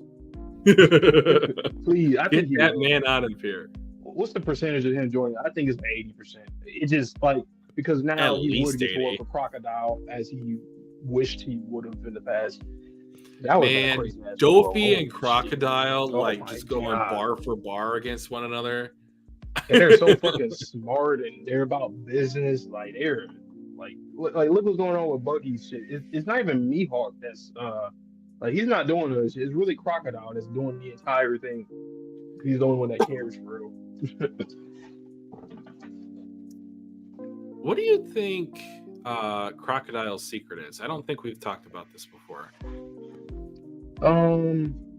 I've seen a lot of people not Luffy mom. Fuck that theory. I don't know what people no. No. But if he was a woman before and he got switched, I can see that. That's like the very popular one, and I'm gonna kind of go with that. Well, it could have been something like he probably got his ass beat by Ivankov or something. I don't know. Like I think he might have been a slave, or he might have been a person who got caught stealing, and that's why they cut off his hand. Good point, and it makes sense because Ivankov being a rev and also being somebody that was within slavery, that would make sense. Yeah, well, and now that we know that Kuma and Ivankov go way back, we know about that whole I'm going to travel the world, I'm going to find out what's going on with my own. Matter of fact, in Marineford, Crocodile, he kept like saving people or like interrupting fights. Didn't he save Luffy? Yeah, he saved Luffy. Kind of, yeah. But like, maybe okay, if that was the thing, like the refs probably saved him when he was younger. Maybe that's like him repaying the debt. He's like, oh, that's Dragon Son. Oh shit, okay. Because it was kind of a switch up. Like, I mean, I know he basically was saying like, okay, when it comes to like pirates against the government or the Marines, we got to band together. So it's not crazy for him to do that out of nowhere. But still, maybe he respects Dragon. He's like, okay, oh fuck. I mean, and then on top of Pluton, he was also trying to become the king of Alabasta, right? Yeah. So I could definitely see like a slave kid or a kid that had got caught stealing, trying to become. Hell, like, do you think he could even be from Alabasta and maybe got caught stealing? Because in the traditional like Arabic stories, like that's the type of justice that they had, is that they would cut off the hand of people that were stealing. Stealing. But you know what I thought about? I think Crocodile is a very dieable character. The more I think about him, dieable. I agree. Yeah, I can see him die because at this point he doesn't really have much else to serve other than just seeing him on screen or on paper. Like he's always been a cool character, but it's not much else. Do you think we'll get more deaths as we move towards the end of the series, or do you think Oda's going to kind of keep it a little bit more PG-13? No, I think Oda's going to kill 5 notable characters. 5 notable characters? Okay. Yeah. Or at least relatively important. I don't want to say notable as in like, certain ones, but I think like Law. Yeah, like Law. I think Law, Crocodile, Shanks. Who else is dieable? Shanks. Um, aside from like villains, like villains. I I mean, guess we've been talking Mihawk. about Usopp a little bit. Mihawk, I could see I him dying could only because I see mean he really got Mihawk deserved. getting I'm not gonna say decapitated, but like seriously injured to where like his hand is now cut off like Shanks. Mm. And he's still alive, but he's no longer ever able to reach the same level that he was at before. I wonder if he would just quit after that because the way that he talks about Shanks, he's like, bro, you're not even worth my time. I think he'll probably just quit. Like, yeah, I'm not doing this shit no more. I can I'll see just that. watch over Zoro teaching the dojo and then have my Seraphim version of me also help out or some shit. I don't know. That'd be kind of funny. Mentor Mihawk would hit, not gonna lie. Crocodile. Wow, sure. But I definitely can see him dying. He's that kind of character. Zoro would cry. I don't know, man. He went up against a celestial immortal dragon, and that dude was the swordsman of death. So I never really thought about that. Imagine if like Shiryu, for example, like snuck up and killed Mihawk. oh, I would hate that. It'd be so I'm good not gonna though. lie. I would love, yeah, I hate it but love it because it does so much for the narrative. It's like that was one of the earliest dreams that we even heard of or goals that we seen in One Piece in real time. And We he ends haven't up gotten a dying single before. dream that was shattered yet, right? Nope. So I think that would be perfect. Whoa. Because Zoro can still be that, but in his mind, he's like, I can't. Like, That's the man. Mihawk. Yeah, like I can't do that. Like, and I think that still it keeps Mihawk still being him, while Zoro can still surpass him. Like, it doesn't hurt Mihawk. Plus, like, put it like this too. After seeing him train him in the pre-time skip, like or during the time skip, I look at it as like I don't really see Zoro and Mihawk fighting to the death. Like he's more of an ally, a sensei to us. So that's why I think Shiryu is going to jump in and like because he has the invisible fruit, so he's going to come in. I think he'll do some shit like that. And that's a Blackbeard crew member. They always do shit like that, so I absolutely can see that. Well, with that in mind, Vante, how do you feel now in retrospect about Mihawk training Zoro? Do you feel like that was a mistake on Oda's part, or do you feel like that was, I'm not going to say only necessary, but do you feel like that was the right way to move forward? Not gonna lie to you, I never really liked it because I don't know. I just felt like I get it. I mean, but I'm not a big fan of it. But I'm also not a hater of it either. I'm not a big fan of it either. It seems like Zoro, him viewing Mihawk as kind of like a devil instead of a dream. See what I did there? Yep. it makes it seem almost less aggressive or like less personal, the fact that he then trained him up. Because now if he were to get a potential kill shot on Mihawk, do you think he would do it? I don't think so. I think he would do a similar type of slash, like either across the chest or maybe across the back. Oh no, the back. That's what I was about to talk about. Didn't he say like if a warrior scars on the back are a swordsman's shame? Shame. And if Shiryu comes behind Mihawk, oh no. Oh, I thought you were gonna say that like Mihawk already has scars on the back because he wears that jacket. But he probably does, and then he probably gives Zoro a new meaning to it. Like you might think it's that, but no, you like I started from somewhere too. I wasn't just the best and untouched. Like I'm somebody that also has battle scars, even worse than yours, which is crazy because Zoro's that shit's crazy. Like he got slashed. Mihawk trained Zoro so he wouldn't kill him. That man is big brain like Vegapunk. But that would be fucked up if like Shiryu stabbed him in the back. Oh, like, that would 100%. I cannot imagine Shiryu as a real good villain just from that alone. I cannot imagine a scenario to where if Shiryu is able to stab Mihawk, that it is not from the back. Yeah, for sure. Yeah, because look at Mihawk's eyes. He looked like he got like There's no way. He's sharp. Peripheral He can vision. see. He's got 270 degrees. Man. You know another character that I'm really interested about. Like, there's something about him that's like way more than meets the eye. Is Lafitte on Blackbeard's crew. The guy with the wings. Yeah. Yeah. Hypnotism. Remember, he pulled up to that meeting, the warlord meeting. He said, "Oh, you guys should get my captain as a warlord." And he just showed up in front of Sengoku and I'm just like unprovoked, just smiling. And then they said that he was I forgot what Sengoku said, but he said, "You're A Lafitte of mythical. such and such," and he said it was like some kind of like crazy, like something devil. I forgot what he called him. I forget too. Lafitte. Yeah, but weren't we theorizing that he That's had a real maybe pirate. like a hypnotizing owl type of devil fruit, like a mythical type of bird, something like that? Probably. Something with hypnotism. That's actually a real pirate. The Terror of the Gulf. That's his nickname. John Nice. Lafitte. Gentleman pirate. Okay.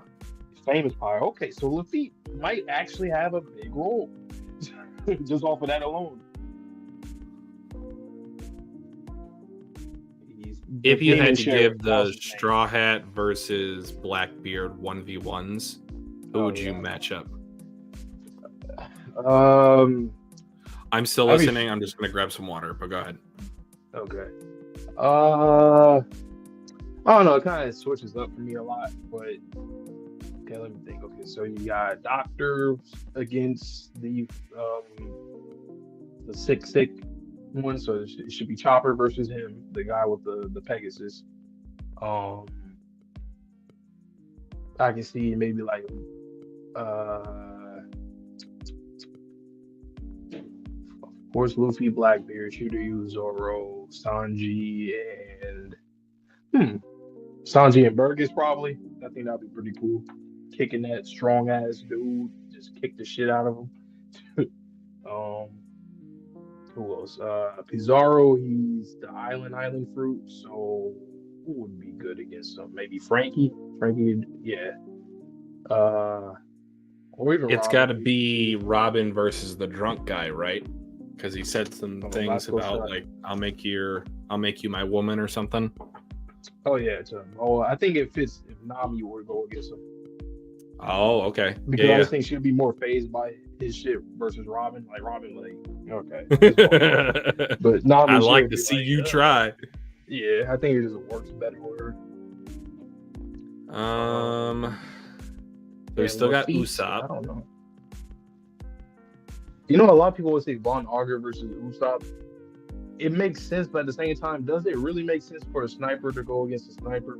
I mean, it does, but like, it depends if Usopp finally, and we'll get to see this arc, develops his observation hockey. Oh yeah, Katarina Devon. Right. Ooh. Devon versus Jinbei?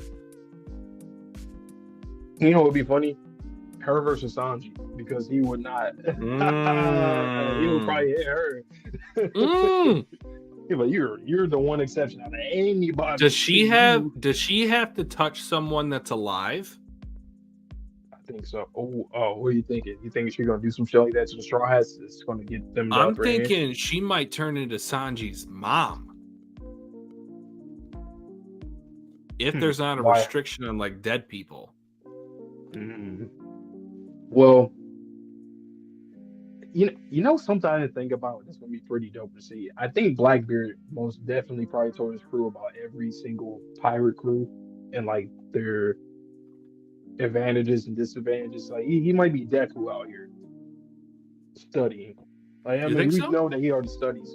Yeah, we already know Blackbeard. He studies like a whole lot of shit. So I would not be surprised if he studied like also like the crews of people and like just by hearing things. Because if he was on a similar trail as a Straw Hats, I'm sure he probably like asked people and threatened people on some of the islands that they left or people that like passing by. I think he knows stuff. Man, who wrote that encyclopedia of devil fruits? That's what I need to know.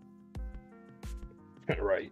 You know what I hope? I kind of don't want Joy Boy to just be like the fucking creator of everything. Like I really hope we get to see other people like doing crazy inventions from back in the past. Cause like I don't mind Joy Boy being like smart and all, but like him kind of like doing everything with kind of you know.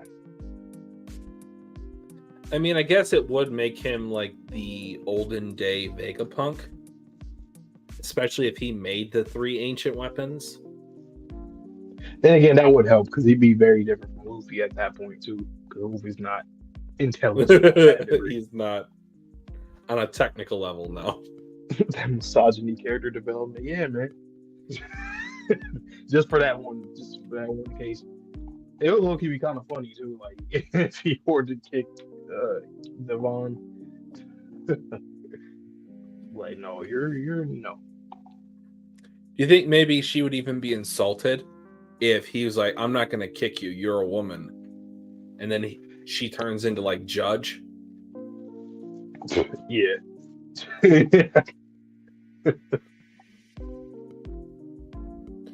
I'm just curious how her touching Saturn is going to influence the story moving forward. Oh, I cannot wait for that shit. Oh my god. Whenever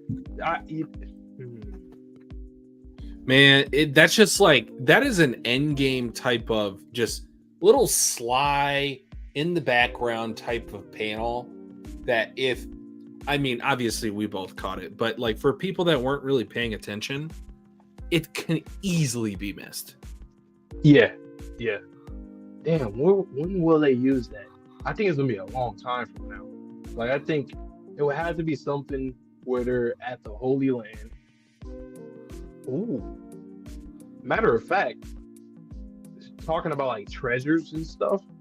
Do you think that's their next location? I think that they will try to she'll use Saturn as like, disguise herself as Saturn to break in to go steal shit. Whether it's like scriptures or like the hat, something. Stuff in the basement. Yeah. Oh, could you imagine Blackbeard showing up with that straw hat? Bruh. Matter of fact, put it on, what's the name? San Juan Wolf, the big dude, the big ship guy on this team. Give him that hat. Actually, he's bigger than that. Never mind. Like way bigger. That's fine. But like the swords that are in the throne room, well, they're imbued with hockey. So that was my point that I forgot to bring up earlier. I think all the Wazamono blades were imbued with hockey. Because if you remember what Zoro did with Odin's sword in Wano, Kaido felt the slash of Odin. And in the moment, I thought it was just PTSD. No, I think Odin, by using the blade, imbued his hockey into it. I think maybe the Wazamono blades, they are of a high enough quality. And if you think about Yoru is pitch black. That's probably armament hockey that's been imbued in it. Yep. Nah, if he really is a god, like that's kind of interesting. I feel like that blade that he has is like it's only given to the next higher up or something like that, or like the next up, yeah, or that's like one of the few or something. Like you get to choose out of like 4 of them or something like that, and he picks that. Well, I always thought it was strange that to this day, I think we've only seen like 4 Wazamono blades. Like you got the one that's held by the Celestial Dragon, the Kitetsu one. Yeah. You got Yoru, you got Enma, you got Whitebeard's Nagata. Nagata. So that's 4. That's one of my favorite weapons. But I think there's like 12 of them, right? Yeah, like 12 of those, and there's like 21 of the tier beneath that, and then there's more under that, something like that. Yeah, I think you're right, though. I think the Celestial Dragons are just holding a whole, stockpile of like the best things in the world. Yeah. Like I really do think that that's what they're gonna do. It's like a recon mission or something to, Oh to steal. Because like, what man. other reason would you like? I mean, yes, there's like a lot of things you can do, but I feel like that just makes sense. Disguising yourself as Saturn while the Man, warlord that is a steal shit risky and bring business it back. though. Oh, He would matter of have to fact, be since on she's the with, field though, right? yeah, exactly. They would have to. He would have to be out, so they will find a way to keep him out somewhere again, and then have and plus she's already with Von Auger, so he can probably be there to be like on watch to make sure she's good, Mm, she's going through, and then when they get the shit that they can get, they're out of there. Just warp without him out of even there. knowing. The Matter of perfect fact, wait. heist. So I'm a little confused with the. Maybe I got to go back. Maybe I missed it. Was Saturn? Did he get back to the room, or did he stay with Emid? No, he went back to the room, I think, Okay, with the other ones. because that was like a weird panel where it showed him in front of him. It was. It's like a little, like a slight flashback for something that like just happened. I think. I'm really curious what Augur's devil fruit restrictions are, or what's the capabilities that he has. Because if you can just transport anywhere that you've been before, or is it like you have to chain together 6 of them to go 100 miles, or I don't even know. But Because what did he say? He said, "Oh, I didn't get far enough." So that's right now that's I the haven't problem. developed it to a certain extent, or yeah, like I'm not fully out of range. I don't remember the terminology he said, but Go to Impel down to request to free more prisoners. Oh, okay. That yeah, that's seemed like that oh, very much seemed like something that they would do. Matter of fact, Dofi, get them out. Like I said, I don't care. Join Cross Guild or Blackbeard's crew, whichever one. I don't care. Join one. One of them, please. I don't know. I think Oda realizes Dofi is so popular. He's gonna do something more with him. He has to. Like I said, Dofi is literally the Frieza of One Piece. It's like you have to do more with him, no matter what. mm. Very charismatic. What if she disguised herself as Saturn and then requested that all the slaves underneath Mary Joie be released? I think that's a little too brash because then they're like, "What the fuck are you doing? How the hell?" Like once they get the news, well, I guess they'll be. Oh wait, that's actually kind of funny because if they Because then they leave, don't have any food source. true, and if they leave, like if Von Auger and Katarina Devon, if they leave, they're gonna be on Saturn's ass when he comes, like the real Saturn. I'm like, what the fuck? What are you doing? I'm like, oh, yeah, I don't know. That wasn't me. And then he thinks back. He's like, oh, damn it. She touched me. I remember. Like, yep. Do we know if the I'm pretty sure I know the answer to this because it kind of sticks out in my head, but I'm a little bit fuzzy on the end of 1-0. Did Kaido destroy the facility that King was in, or was that simply he got him out of there? I think I remember something like that. I think he did destroy it because he broke him out, right? So he was already on I guess like a not. Well, I guess like a rampage. I think. I'm just thinking, like, what government facilities have we not seen, but that we know of that Saturn would have the full authority over moving forward? Mm-hmm.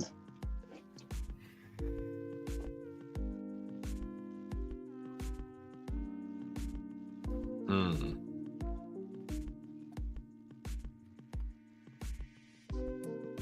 Saturn really is some tough shit. No, actually, damn, that is kind of crazy. Yeah, he's definitely gonna get some kind of punishment from Emu, just because like whatever she is gonna do in disguising as him, they're gonna already be pissed off at him because he didn't get the job done on Egghead, and the rest of them have to come up. So he's already in the hot seat, low key. Saturn. Do you think that they have the ability to vote out one of the celestial dragons from the Elder Stars? I feel like they probably would, but they probably wouldn't because everybody does their job so well. But if this is like I guess Well, we gotta see now if this is like the first in a long time. I could even see there being a fallout from this egghead incident, even though they were all there. Like Saturn was there first. Yep. Like he should have put a shutdown to this. It required all 5 of them to be there. There is 5 of them. They're probably gonna do like a vote to kick them out. Yeah. And I kept thinking about the fact that even though they're called the Elder Planets, one of them looks noticeably younger than the other ones. Oh yeah, true. Like so it really is noticeable. Like even from either they are like they're immortal, but yet they can still die of old age, or they got rid of the other guy. Maybe Emu is able to remove that immortality from them, and that's how they keep the power over them. Maybe. You know what's something that'd be crazy? What if somebody that we know, well, I guess Shanks would be the only one, but I don't think he would do that. He's a pirate. I was trying to think of like if there's a character that we know of that's a celestial dragon. Candidate. Yeah, but probably. Maybe Garland, right? Because yes, he is part of the Holy Knights, but he's older now. He's wiser, so maybe the new leader can be the leader of the God's Knights, and then he can end up. And he's not afraid to take out celestial dragons because the guy that helped out Shirahoshi and Vivi, he was supposed to be his executioner. He's like the kind of the celestial dragons. Like I could see him replacing Saturn. And he could be next up because he's literally already high up anyway. Guess we're going to call Saturn Pluto. Yeah. But get him out of here. You're not a planet. That's good, Sherm. That's good.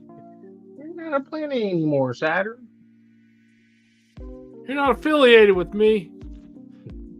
Vote of no confidence. So my other prediction, if it does happen, I don't necessarily care for it to happen now, like especially against the Straw Hats after when we just went through Egghead.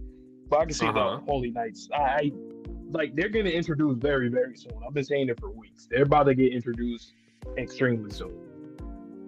You think on Elbaph or even before?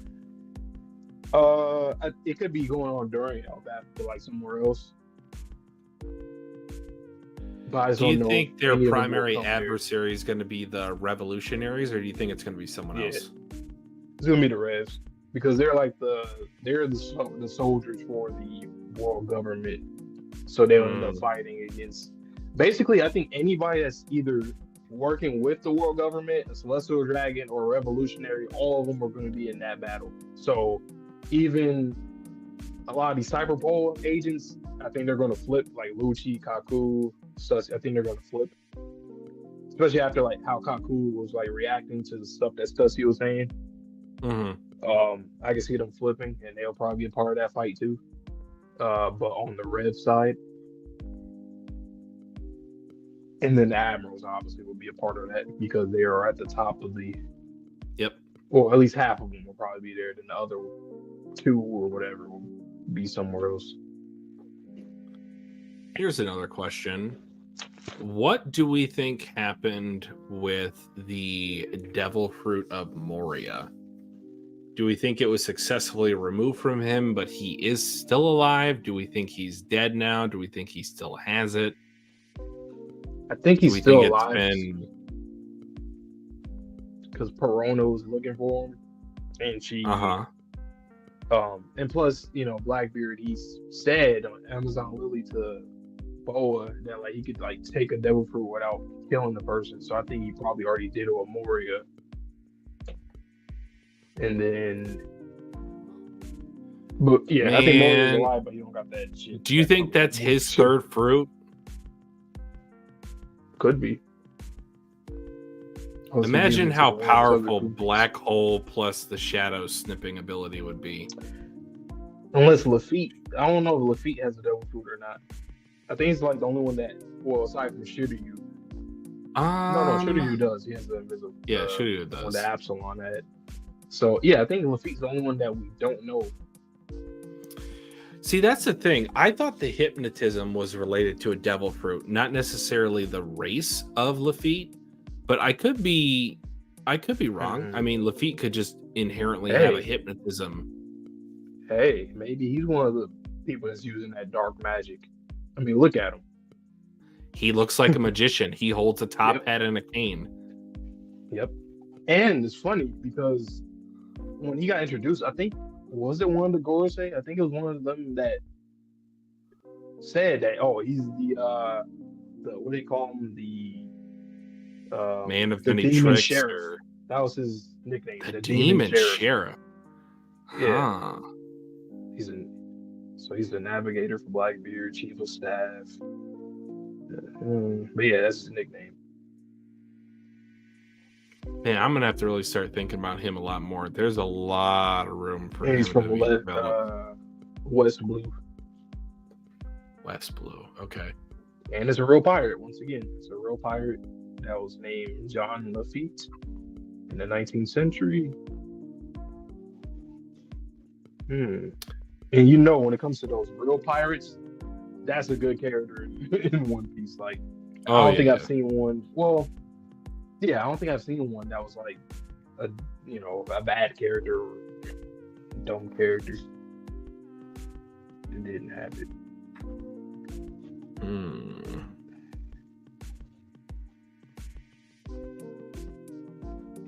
It's interesting. So during his life, he acted as a soldier, sailor, diplomat, and a merchant. Okay, a diplomat. I like that. That sounds like Lafitte. One Piece Literally. Lafitte. Oh, his voice actor had passed away. So in a recent episode, that was his last performance. So rest in peace. Rest in peace, man. I still can't believe the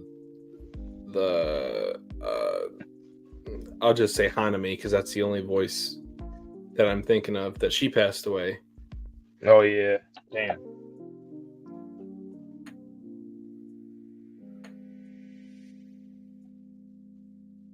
Flamme. Man. The famous persistent rumor claimed that Lafitte rescued French Emperor Napoleon. Really? Really? Rescued? Mm-hmm. Lafitte and his fleet helped General Andrew Jackson during the Battle of New Orleans. What the hell? Why is he... Why can't someone, like, historical... Like, what the fuck? All right. Go ahead, Lippy. Jackson and then Napoleon. What the hell? Okay. Okay, Oda, let's see what you're cooking up then. Seems like you did some research on it. That's got to be like one of the most influential pirates that I've never heard of before. Right. And this whole thing is like French, so that makes sense why this guy in real life he was in New Orleans. Lafitte. Yep. I think he does have a big role in One Piece, and I like it because I don't think a lot of people are thinking about him. Like a lot of One Piece fans don't talk about Lafitte, and I really like. He was one of the earlier Blackbeard members that got introduced in a way where it's like, oh shit, who is this guy? Actually, even before Blackbeard, I think, kind of before he got like officially revealed. I think it happened around the same time. Yeah, I think they were talking him up, and then that's officially afterwards when Blackbeard was revealed to be him. Yeah, or maybe give him the Moria's fruit. Maybe they did that. I think that works. It fits his aesthetic too. Why do you think Blackbeard can't sleep? If it doesn't have something to do with his race, I think he's possessed. You think maybe it was some magic applications? Yeah, it's definitely something like that. Because why the hell aren't you sleeping? And then the picture of him just crying, sitting, looking at the moon. Mm-hmm. He's schizophrenic. What's going on? Luna. Save me. You know what? I think we talked about this before too. But after you've been talking about the whole like imbuing hockey and stuff, what if rocks turn into hockey itself or some shit? He's possessing them. You know what? At first, when I heard that, and I know this was 5 seconds ago, at first, when I heard that, I thought you were crazy. And then, literally a half a second later, I'm just like, I can see it. Because what do we know about like the eternal flame? And I know I just went in a totally different direction, but like, what is the eternal flame truly? I don't think you can quantify it. I feel like even the One Piece, it might have been a person that was transformed or at the very least imbued hockey into it.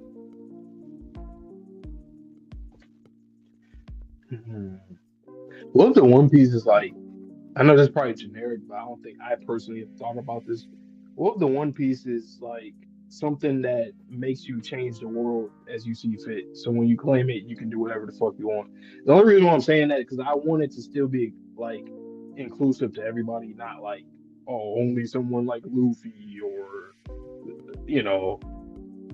I Well, just don't didn't want I the say story that to come something down like to that that, last stream? Like, it gives the user the ability like a to look wish or into the far future for observation hockey, to what where kind they of. can plan out their moves to then get one thing to go as they want.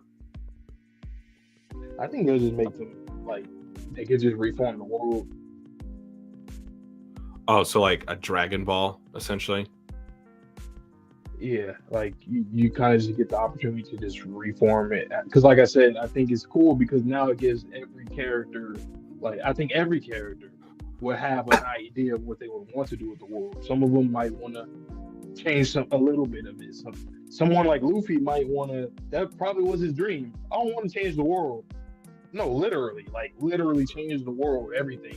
And then he changes it to like a weird, goofy as world, something like that. I can see it being that, and I'll be fine with it because it's satisfying. I think for the most part, because you can think for like, okay, for example, Blackbeard. What do you think Blackbeard would want the world to look like? A world just ran by a whole bunch of fucking crime and and pirates and I think it's you him at the know, top, and he doesn't care about the rest of the world. or that, something like that. And then you have somebody like a chopper. Oh, I mean, I know he's not a captain, but you get my point. Like Cotton Candy World. I'm just trying to give just vastly different ideas. Like what Dragon want? What the Admiral want? They all have Hmm. their own justices. So, like, think of Kuzan, for example, right? He's not an admiral anymore, and I think his plan, his backup plan, is to.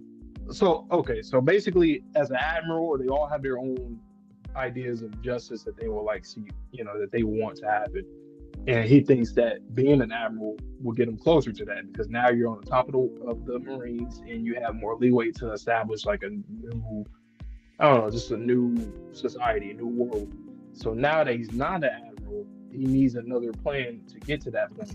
Maybe he just has like a hunch that the One Piece can give him that. Like if he were to like claim it himself, that he can achieve whatever he wants. Now, this is going to sound a little corny, so apologies beforehand. What do you think of the idea that the One Piece can be used by multiple people to, let's just say, to build off of what you said, kind of shape the world how the user wants to? Maybe I think maybe the person that has it, like possesses it, is they have priority, but they can get input from who they choose. Like giving somebody So, like allowing them to enabling them to be able to do stuff like that. to elaborate, what if they are not able to find the all blue by the time that they find the One Piece? What if Sanji wishes for the all blue to be the next ocean over? Yeah. What if Chopper wishes for there to be eternal medicine? What if Zoro wishes to be the strongest swordsman and then he has an echolocation on the next strongest swordsman? Yeah. Damn. The more and more I think about that, more and more it made me think that Usopp will die. Because whatever the world's reforming, like turning into, Mm-hmm. the Brave Warrior to see might not be needed for that world. So he'd probably have to already achieve it before. Damn. He doesn't have to die, but like I think he will achieve it. No. Before that. I feel like it's more poetic if he does die in pursuit of that, and even in his death, if he's able to achieve that. But the thing is, like, for Oda to waste his character, and I'm not even going to mince words on that statement, for him to waste his character for that long, only to kill him off and then get his dream, yeah, it kind of leaves a sour taste in my mouth. Yeah, that's how I feel. That's why I like your theory about the whole Loki thing, because I want to, like, that will bring me back. And then him leading the Giants to the war, like you're making Usopp's stocks go up higher and higher. Now he has to go against maybe his dad in some kind of challenge, or obviously Von Augur and the Blackbeard Pirates. Like that's where it's getting to that level now, where I think that's the route. You know what I thought about too? What if they kind of like bonded like teams together? So what I mean is, like, what if Shanks and the Straw Hats are going against Blackbeard and the Cross Guild, pretty much? I like it. Can you elaborate a little bit more? Only because I really don't see Shanks and Luffy fighting seriously, unless we get some kind of crazy plot twist about Shanks. But I only see them having like Davy back fights, shit like that. But if they team together against Buggy and they could go all out. And Blackbeard, yeah. You don't have to have like Buggy fight Shanks or Luffy. You don't have to do that. You could just mix it up. Matter of fact, Buggy's probably just hiding the whole time anyway. But like Mihawk, he's gonna jump in and fight whoever, and Crocodile, same shit. Maybe Doflamingo if he's there, and then whatever else they got going on. Under what circumstances do you think it will be necessary for the Grand Fleet to arrive? Do you think that it would have to be only for the final battle, or do you think maybe something beforehand would have to be necessary for that? I kind of want to see them do more before, but I definitely see them just kind of popping up during the final war. But what I kind of would like, I wouldn't want this to happen to Bartho. I want to see him in the final war. But honestly, I think that's what would make me. Yeah, and I think that's something that would make me really, really be like, okay, Oda's actually serious about a Shanks versus Luffy type fight. Like, if like Shanks takes out. Oh, yeah, because we learned that he was fucking with Shanks's different posts and stuff. So like, what if he did do that? I mean, we just seen what happened to Kid. What if Oda's trying to show us like, yo, Shanks is not playing? And if that's the case, I'm not gonna lie. I'm gonna start liking Shanks a lot more, because I just didn't like the idea of him at first. But if he is someone who's like, no, when it comes to like real shit, like grown folk business, yes, I'm not playing with you guys. I'm not. That's a thought, Sherm. Like, how did Luffy's Visa card, like, how did it look when he technically died? So it's like, wow, that's crazy. Wow. I forgot I even had that. To be fair, though, I'm not gonna lie to you. To be fair, and I know it's not like, I mean, it's a story after all, so you kind of have to be consistent. But like, they just became his Grand Fleet, so like, I don't expect them to move in a way where it's like they're even coordinated. Yeah, because look at Shanks. His whole fleet was about to die from Kid, and they thought that they had. So I wouldn't be surprised if Luffy's fleet was kind of like that too. They don't have everything, I mean, because he's not commanding them. He hasn't commanded them. So like, even though I do agree with Sherm, I would have liked to see them and want like at least a few of them or something like that in Wano. But at the same time, do we even know what they're doing at the moment, though? Other than Marto, nope. We don't know what anybody else is doing. Oh, actually, we know about what's his name? The Tontata. Heimdall, Yeah. or Talking about Hirogen, what's the his giant. name? Dong Qing Chao's. The giant. Yeah, we don't Oh know. no. Yeah, I was talking. Wasn't he supposed to like recruit giants? Yeah, I think so. Okay. And then What was Leo what's his doing name? again? I don't remember. Remember, he was wasn't he at the Reverie?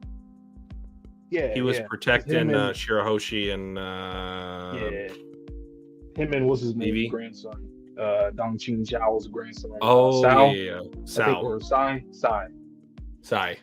He remember they fucked up a celestial Celestial dragon.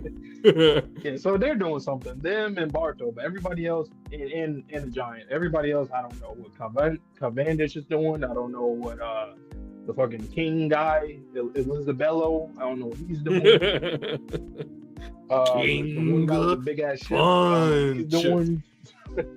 But I mean, you can easily just have them off screen just like recruit people. I don't think it's a big deal, to be honest. Like Oda could easily just say, "Oh yeah, they're just developing more. They went from 3,500 to 5,000 or something like that."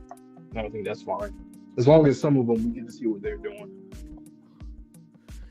Do you think that before his passing, Vegapunk was able to extract the element of giants from the kids and able to then replicate that into the Seraphim? Maybe. Because it was so, confirmed that sure. they had medicine created for those giant orphans, right? Yeah. So at least he was able to reverse it. But I'm thinking that based on the blood work that he's known to do with Kuma, it could work in reverse.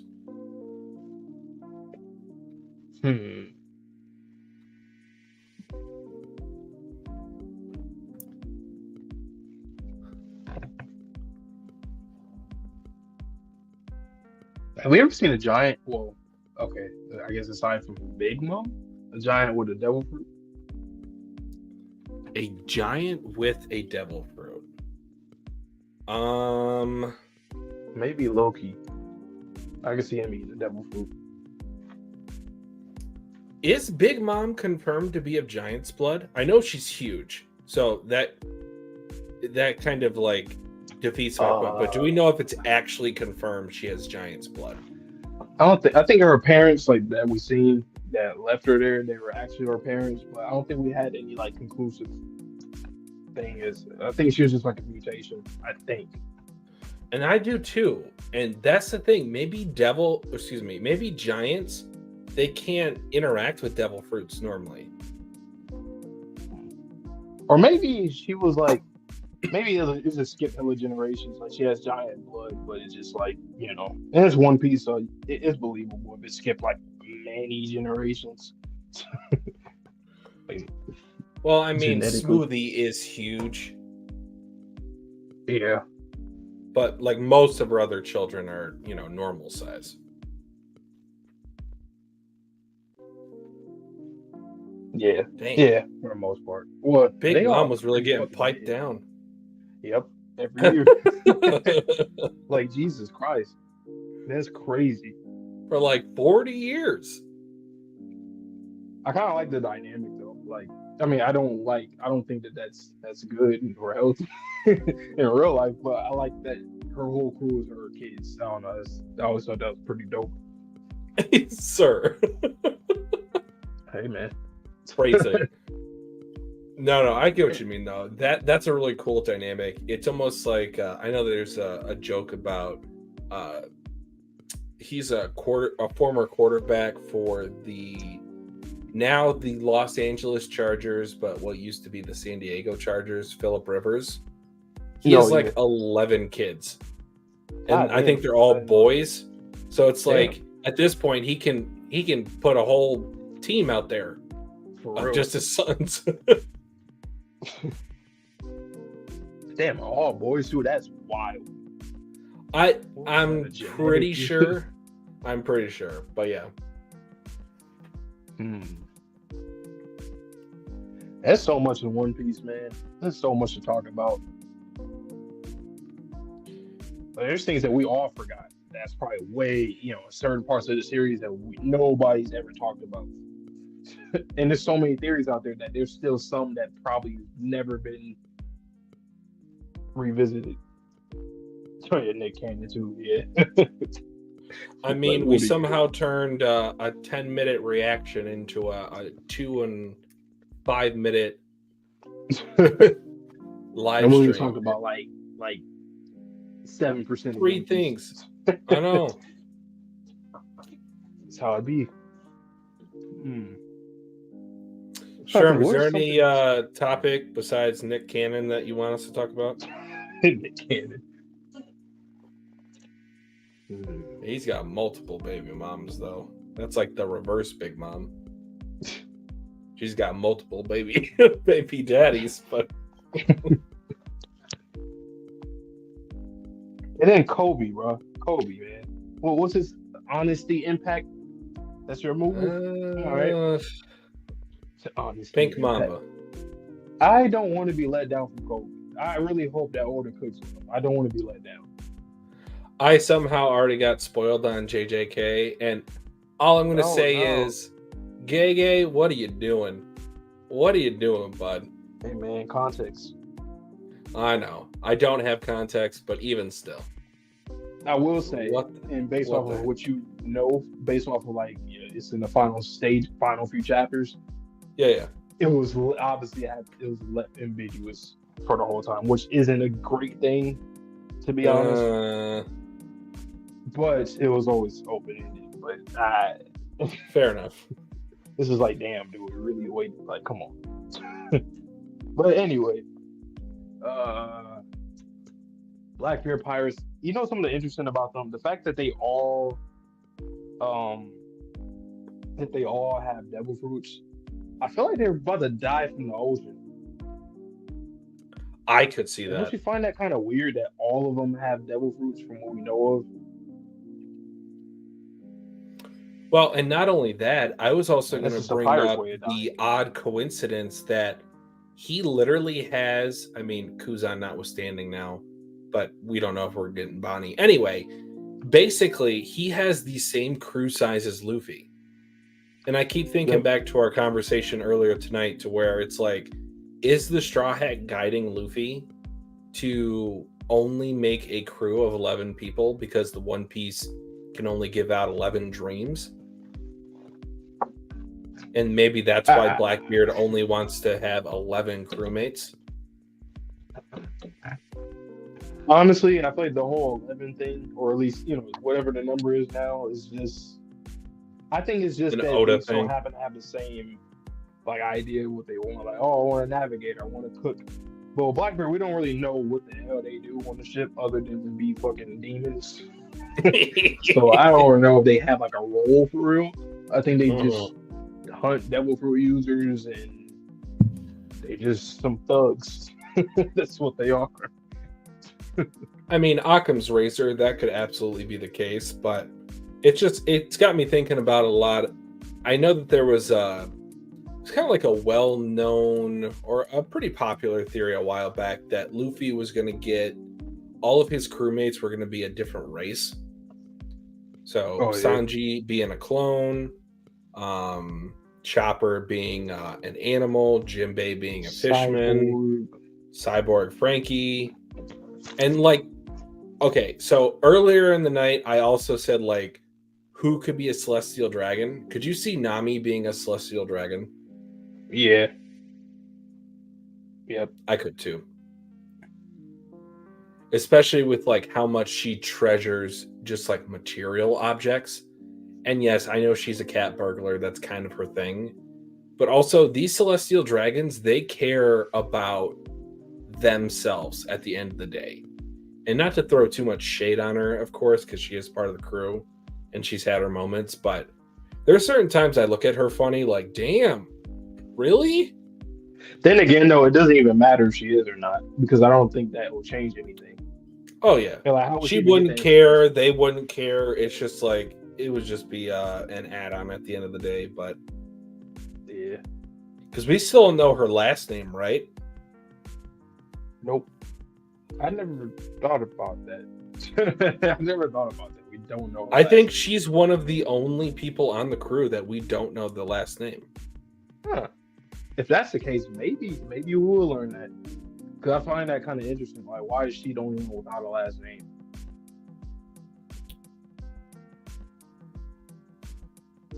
I mean, we know why, but like, yeah, like to that extent, we don't know Why hasn't it been like? Why hasn't she adopted a last name now? Yeah. Hmm. Or maybe she was her parents were in slavery or something, and she was too for those few years, very few years, for like a year or two. I forgot how old she was, like a baby toddler. So Oh yeah, she was super young. maybe they could have been slaves too, and they got her out of there at least. I mean, I kept thinking about when Nojiko was shown here recently, when they were showing all the previous people. I was like, is Nojiko going to make a call? Like, because she was walking around with Nami. It wasn't like Oh yeah. Bellamere found her first. She found both of them. So for real, Zoro did not give a shit. It seems a little callous, but at the end of the day, like, I think he knows Luffy well enough to be like, Luffy.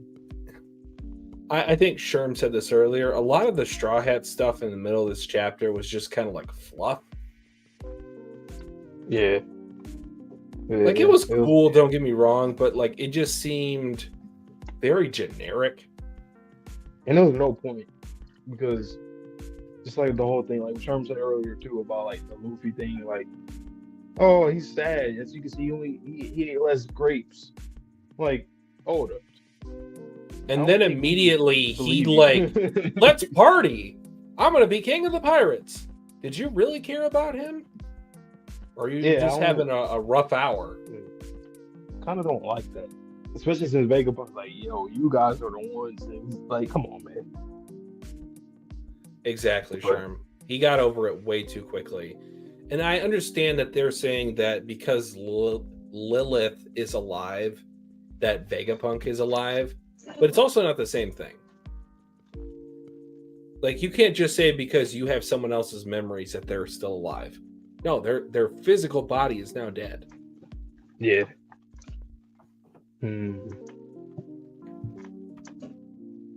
Elbaf. Break week next week. Damn it. Yeah, man. Well, I seen I was like, come on, man. Are you serious? Yeah, we had a pretty good stretch. It's okay. Yeah. Mihawk. Yeah, Mihawk, I don't know, man. He's such an interesting character. Like, we don't know jack shit about him. We just know the kind of person he is, and that's it. Like, out of all the warlords, he definitely seems like the one that's like, he can do whatever the fuck he wants. Like, we saw him bleeding during the purging of the warlords, right? Or was that someone else's blood? It might have been somebody else. Because he obviously has the vampire motif going. So I got to thinking, is he already immortal? You know, that's actually interesting. I'm going to relate it to this, but it's probably not. But do you think that there were like other kids or other people, like what happened with Jenny and Bonnie? Like, do you think there's more like that? Oh, like discarded more filth of the Celestial Dragons? Yeah, off of that nasty bullshit that they were doing. I mean, hell, that could have even been what caused the plague in Law's hometown. Oh, the white lead. It could have been I know they said it was from the mines. I get that, but like that could just be a cover story. You know? Yeah, like what if, for example, what if the man marked by flame was somebody that had that the blue scales or some kind of disease and they got it burnt off or some shit? Oh, I was gonna say maybe they were trying to make him fire resistant. Or that, who is this man? Who is this man? And like, what other instances in the story was he a part of that we like any Do you think relation it's to too him? cliche if he will have an eye patch and be the eye patch pirate? I hope it's two different people, but I'm not. I I wouldn't be do too. surprised if it's the same person. It's like now it sounds like Oda just added more stuff to him to identify him. But then again, I think Kid would just call him the man with the eye patch. So I think that's a little bit more. Um, well, I mean, Distinguishing. anybody can have an eye patch, so I guess it works either way. But what is he like? What does he do? Who is this man? How does Kid know about him? You know, like, Why does he want why does he need to be found? yeah,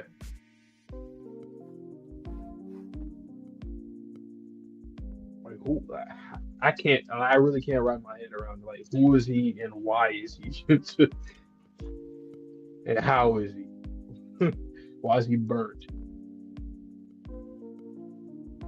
Hmm. Like, is I don't know, man.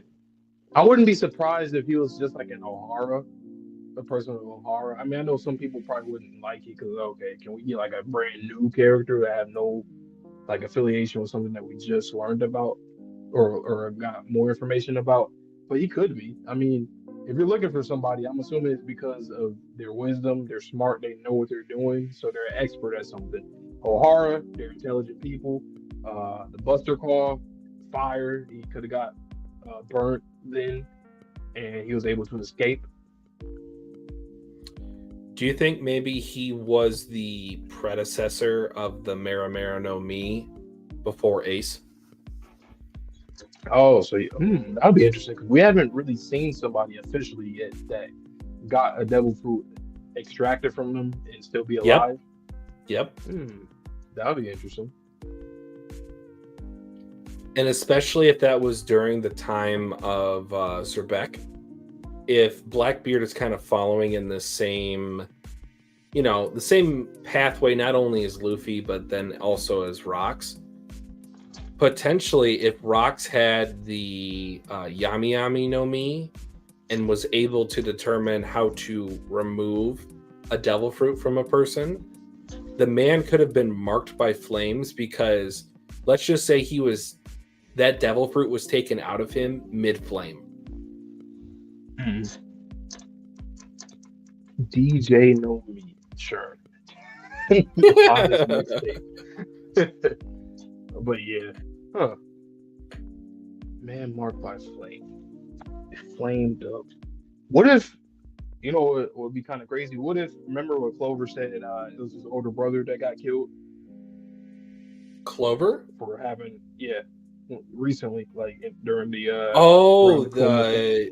yeah. He's a D clan member, and he said his brother. He said the man that got killed or attacked was his brother. He What would be was his super brother? old. He survived. I know. He would be super old. He would be like, because Clover was already fucking 70, 60. So he's like, Yeah, and that was 30 years ago. You never know, man. Well, I guess Dr. Kareha is like 120, so. Hey, man. And it's One Piece, so never know. That's true. That'd be kind of crazy, though. But, oh, wow. So he actually survived. Damn. I don't know, man. Who is this man? And who is this silhouette, too? Like, and who's the silhouette in the damn panel? Like, are they all different? Like, we really don't know. We really don't know if they're all different people or not. And that's We crazy. talk about the Holy Knights. Yeah, or that we think might be that one mystery man in that panel. Yep. I think that's related to Shanks in some form, if it's not Shanks himself. Or the evil twin brother theory. I was actually going to ask what you, the hell do you happened? feel it? How would you feel if Shanks was playing the long game and Will tried to betray Luffy? I feel like that's very plausible because it's like he's almost Like he wants him to get to a certain spot so bad. Like, why are you so? For one, why are you so sure that this? Because obviously he has to be sure if he thinks that this kid's gonna give the hat back. That's just like that's a fact. There's no way you just gave a hat to this random kid. Say when you become a great pirate one day, give it back. Like I think he would have to know for sure that this kid would be able to do something like that. So he already knows he's going to be great, and he's like so. It's like he's so excited to see where Luffy go. I don't know, man. Or maybe he once again the whole hockey imbued in the treasure Yep. like a lock. Yep. Maybe he needs them to open it because we've seen that in movies and shows all the time where somebody wants Needs somebody someone get else to somewhere. open it. Exactly. That would be wild. Imagine that. Like he's there, and then where they're both there, and he's like, "Yeah, we're gonna look into it together." And then boom, when Luffy Luffy opens it, would about to pick it revert up. back to Oh his my childhood God. form of innocence and heartbreak. Oh my God. I That could would see him like crying like Ace when he died if Shanks were to betray him like that. Shanks was like oh a father my figure God. because Dragon ain't done nothing. And then if you want to get into maybe like a Dragon versus Shanks fight, Oh my God. That would like, be such a fire scene. oh Like my God, you because immediately see Zoro and the Sanji just like revolutionaries jumping in. versus Oh my maybe God. a holy knight in disguise that's playing pirate, that would hit. Shanks. Maybe Shanks's mission this whole time is to find the One Piece but destroy it. I really thought about that. I mean, because it's causing so much fucking trouble. Like a whole era was began by your sensei, and then all these people are going there to die, knowing that they can't get there. There's only a select few that can actually get there for real. So he's like, "Fuck it, nobody's getting it." I always come Ruin back everybody's to dreams. the question of like, why hasn't the One Piece been found more frequently, or at least been used more frequently? To our knowledge, there is like an 800-year gap between Joy Boy, who we can guess found the One Piece or created the One Piece, and Roger. There's like a solid 800 to 900 years of just. Well, I think it's because nobody just wanted to explore all the way to the final islands to do that, and then until the You Great don't think Pirate there was Era, a that's when single people. pirate that wanted to do that and could No, do it? Well, I think that they probably did, but they did not make it far. Like I think it's just that hard, and I like that it's that hard. Like 800 years worth, nobody can do it. That's what makes Roger so great and his crew, because like he made it there, and yeah, I just think that it just makes it more treacherous overall, and then you can actually like appreciate how far a lot of these crews came to even get there. If there's like multiple crews that got there versus only one for like 800 years, only one crew has done it.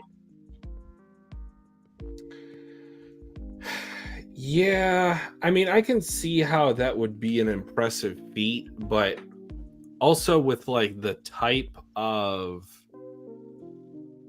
like I'm sure people knew about the One Piece before Roger found it, or is that a false assumption?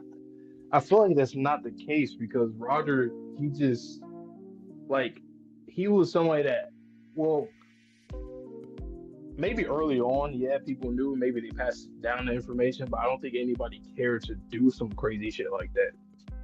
Oh, maybe it got lost to history. That, or is this like they just got discouraged? Like nobody's going to want to go get some shit like that if they don't know where way over there. Yeah, so it's like it only takes a crazy motherfucker like Roger to do some shit like that because he was indeed very crazy. It's been said that's why Ace, his whole traits is like that because he gets from his dad.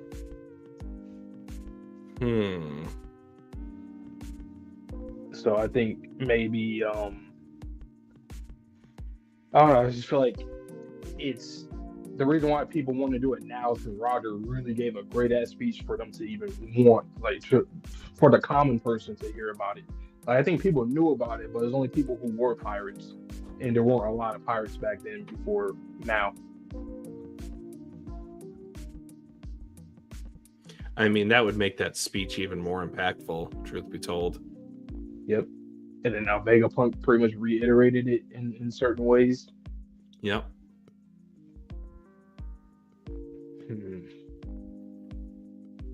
Nah, that would be crazy though. If Shanks just backstabs Luffy. Man, Just imagine, I don't want imagine a panel of his his saber going through Luffy. like The first Bleach. person, and you see Luffy looking down and looking at his hands. Yeah, and then you see him on the panel. It's like a shaky speech bubble. It says Shanks.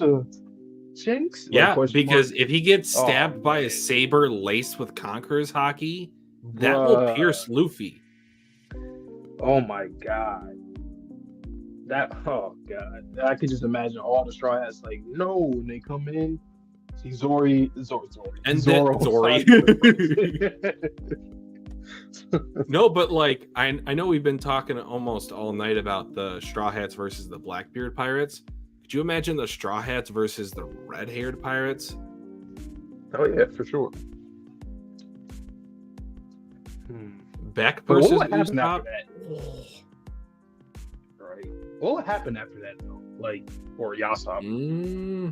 But oh like, my if god, Shanks that'd were to be do that, what worse. happens? Like, what happens from there? He He gets it, and then like Luffy, he has to recover. I mean, that's a fucking fatal blow. Let me just say, happens? if Shanks does in any form or capacity betray Luffy, he is 100% going to die. Who? And Shanks or Luffy? Shanks. Okay. He's going to regret it as he's dying, but maybe he's even like required to do it. Because we don't know about any sort of like I was going to call it like a winter soldier program, but we don't know what type of conditioning these holy knights have gone under. True. Especially if we have like imbued hockey. If these celestial dragons were the first ones to have, yeah. Like, can you not just make someone crazy with imbued hockey and even like a delayed aspect of it? I always keep coming back to Shanks's line of like, it's not time. Oh, now it's time. Why is it now time? What's changed? Luffy's here now. Okay. Now this is interesting. So after the Gorosei, well, they understand what happened with the whole Shanks thing, the devil fruit, all of that, with Luffy's fruit, all of that. So like, how do they feel about Shanks now? It's like, that's why I'm like, is he like a double agent? Because now they're probably looking at him like, dude, you are, for one, the celestial dragon. Two, that stole it. You're allowing this guy, this Joy Boy-esque, or literally the new Joy Boy 2.0, to like, what are you doing? So it's like, it's weird, but they haven't like went up to him yet. Like, we haven't seen them say anything against him. Now, I guess we have to wait. Or like, is it like all according to plan? Like, they're allowing this to happen? Well, again, I know I've said this theory before, but Shanks could be playing literal 4D chess right now if his observation hockey can see far enough into the future. Whether it was given to him or whether it's an innate ability that he has as a potential celestial dragon, this man could be living in the future and he could be making all of these choices to reach a certain point in time in history. I know. It's pass all over again. But and he wants Luffy to kill him. Wow. Well, even if like he has to, like Sherm says in the comments, like even if he has to stab him to make Luffy stronger, because maybe Luffy's not strong enough to defeat Blackbeard or Emu, depending on who he faces. Like that type of, you have to kill their dreams. Blackbeard is the type of person that says dreams never die. How do you kill the dream of someone who says dreams never die? You might actually have to kill him. Yeah, that does put a battery in Luffy's back too, because it's like Shanks knows. Because like, look at Shanks right now. Like for right now, what we've seen, he contributed to kids' death, and then he might end up doing Or something now. to Barto. So like he Could. he means serious. I mean, he means business. That's what Shanks says right now. He's serious slash he means business. So He I means think he serious. knows that Luffy doesn't have that killer instinct in him. So he's going to do that to make him like go over the top. Because like, damn, from somebody that I trusted, my mentor did this to me. And then maybe after the fact, he'll probably realize like, yo, he'll be like, you didn't have to do that, Shanks, and that kind of situation. Or he's dying, and then he's like, no, I had to. So to relate this to another one of his mentors, I'm talking about Luffy. How do you think Rayleigh plays into all of this? If Shanks betrays, or if that's like all he does. Drinks, oh god, that's all he does. He's a drunk. I don't know, man.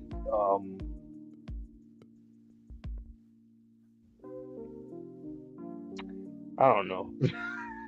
I really don't know what the hell. Because Rayleigh, he keeps saying like, "Yeah, I'm out of the story. Pretty much, this is their time now." So I don't know.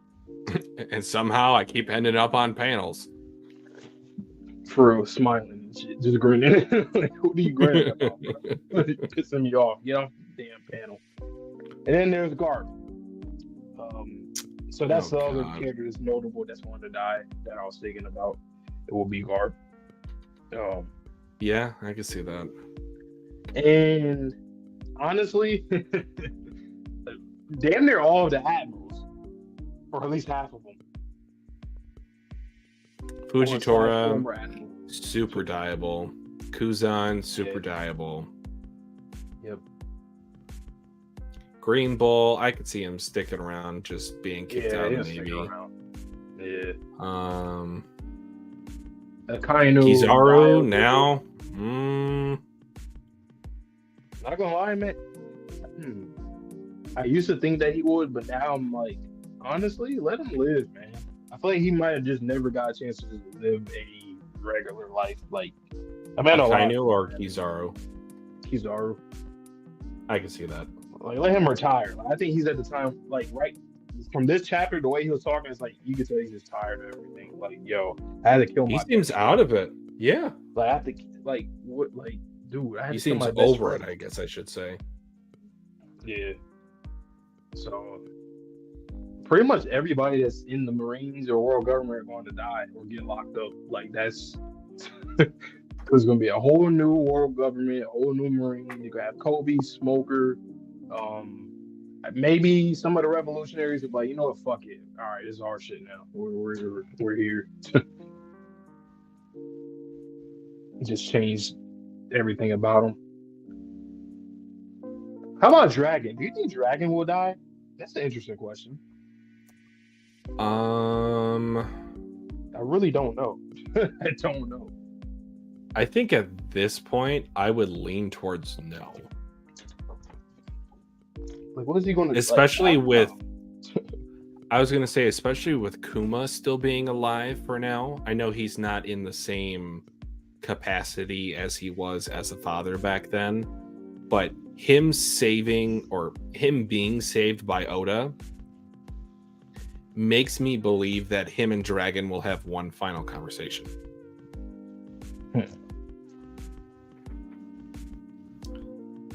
Otherwise, and yes, this does sound mean to Kuma, like, why wouldn't you have killed him off in this arc? Right. The whole conversation about kids are liabilities.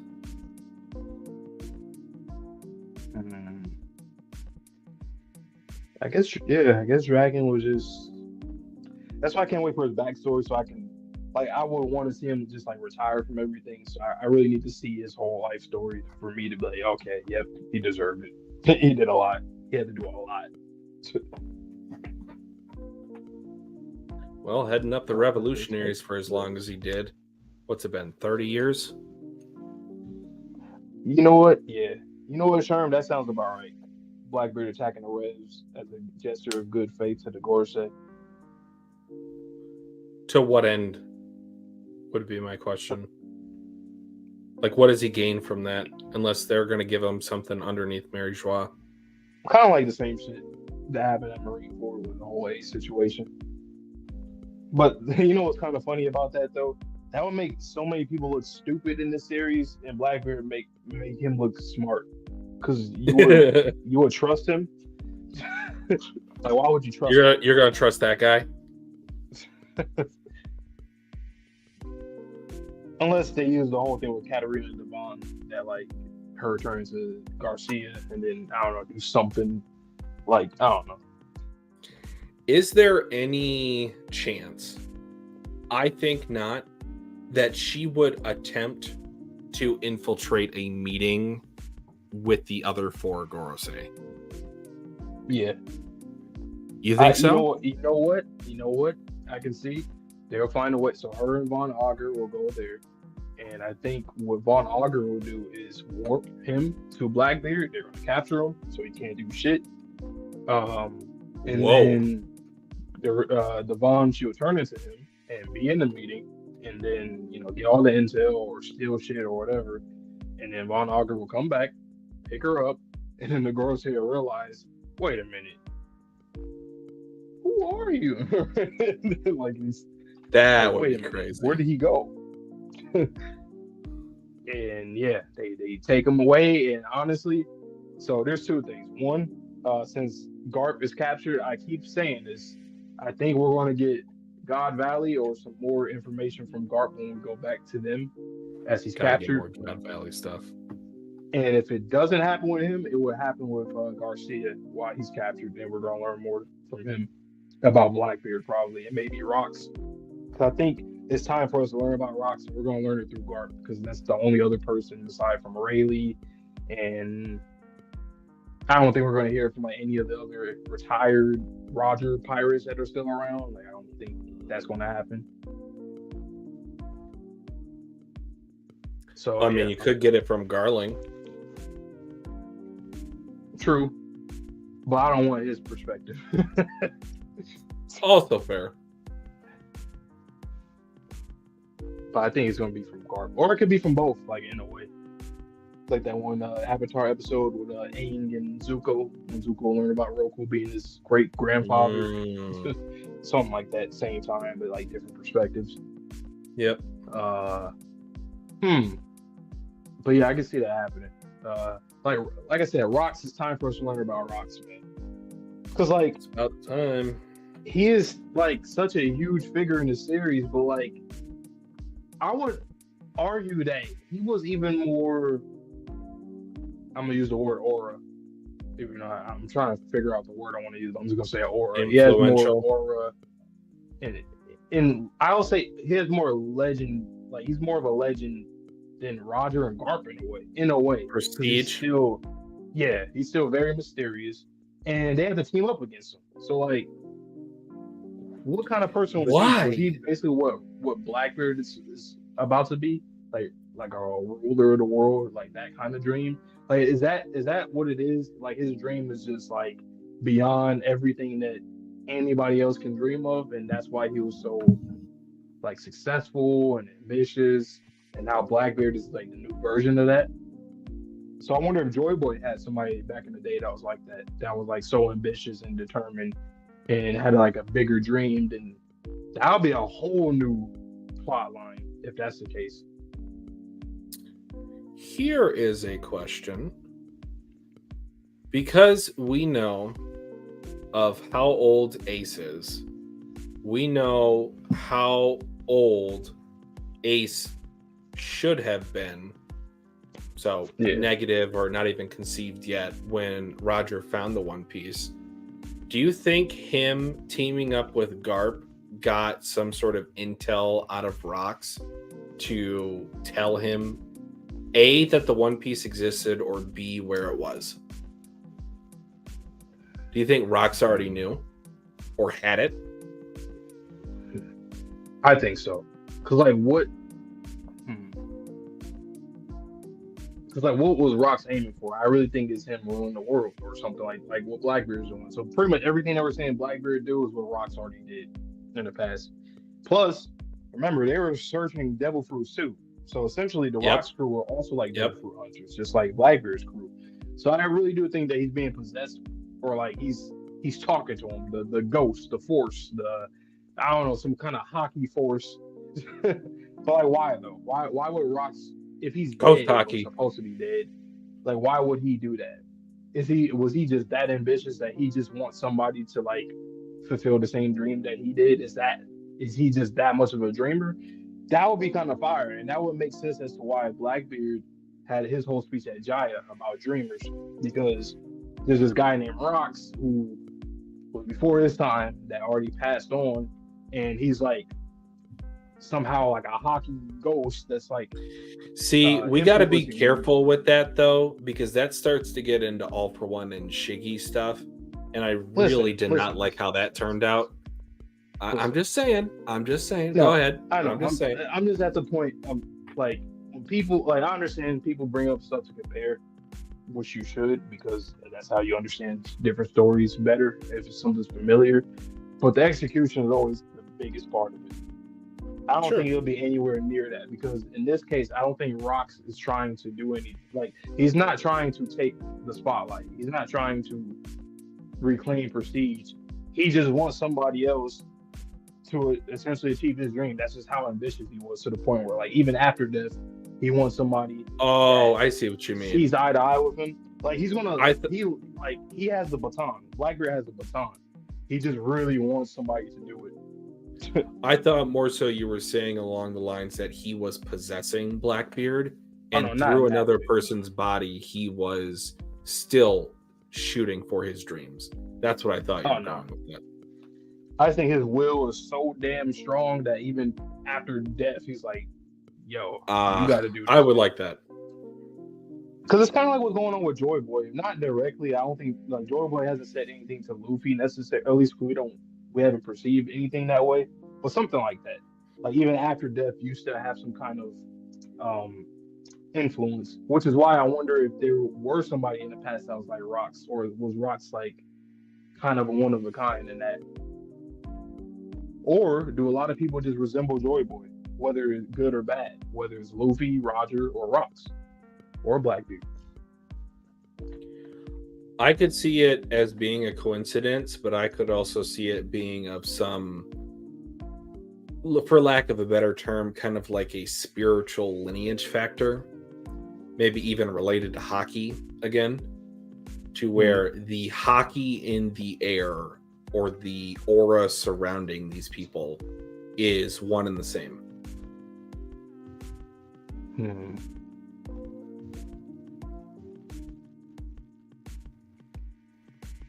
I think the D is dreamer though. I really do think that because when you think of it's like everybody, whether it's Blackbeard, Rocks, Luffy, Roger, and remember Roger and Luffy, I guess have the same dream based off how that whole scene was constructed, where it showed the kid Luffy and Roger saying the same thing at the The same same time. words were said. Yep. So maybe Blackbeard is like that with Rocks, where it's somewhat the same thing, where it's like they just so happen to have the same kind of dream. Which is why Emu was also targeting Blackbeard, because oh yeah, you're both of you guys are the same thing, just on the opposite end of the spectrum.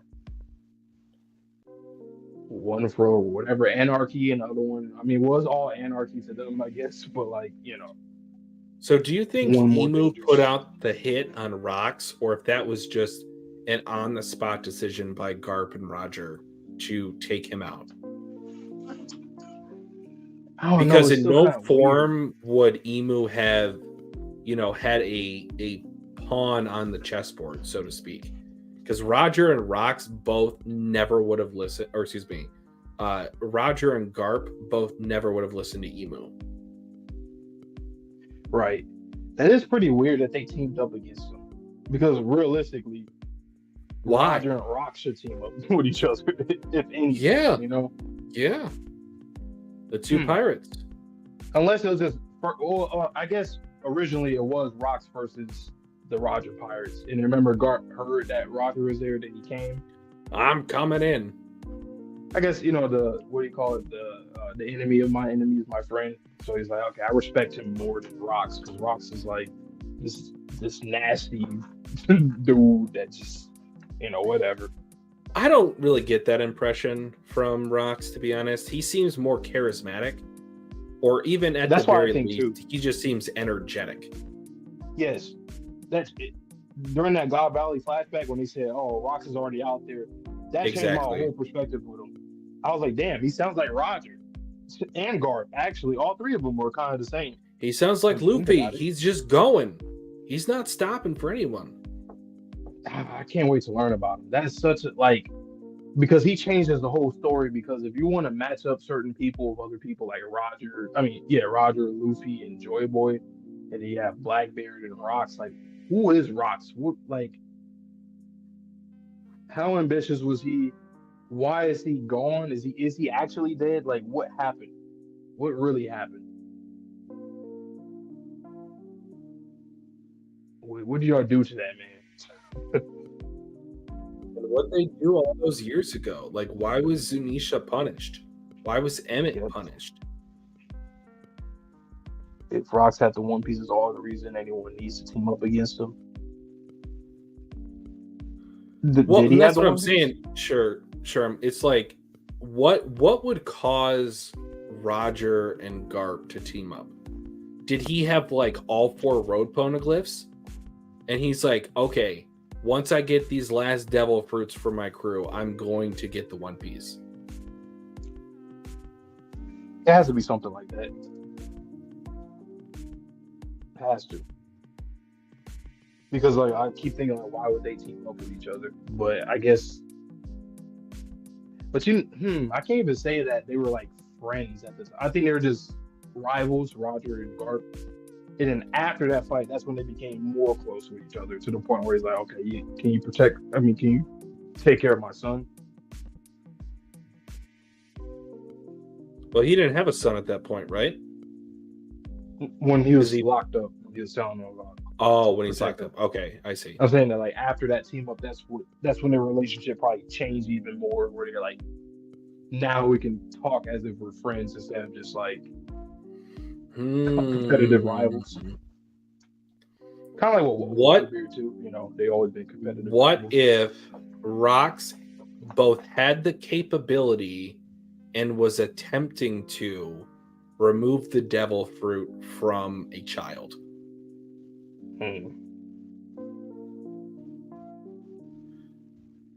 Because we still don't know what that process entails. Yes, you still might be alive. What if you're put into a coma?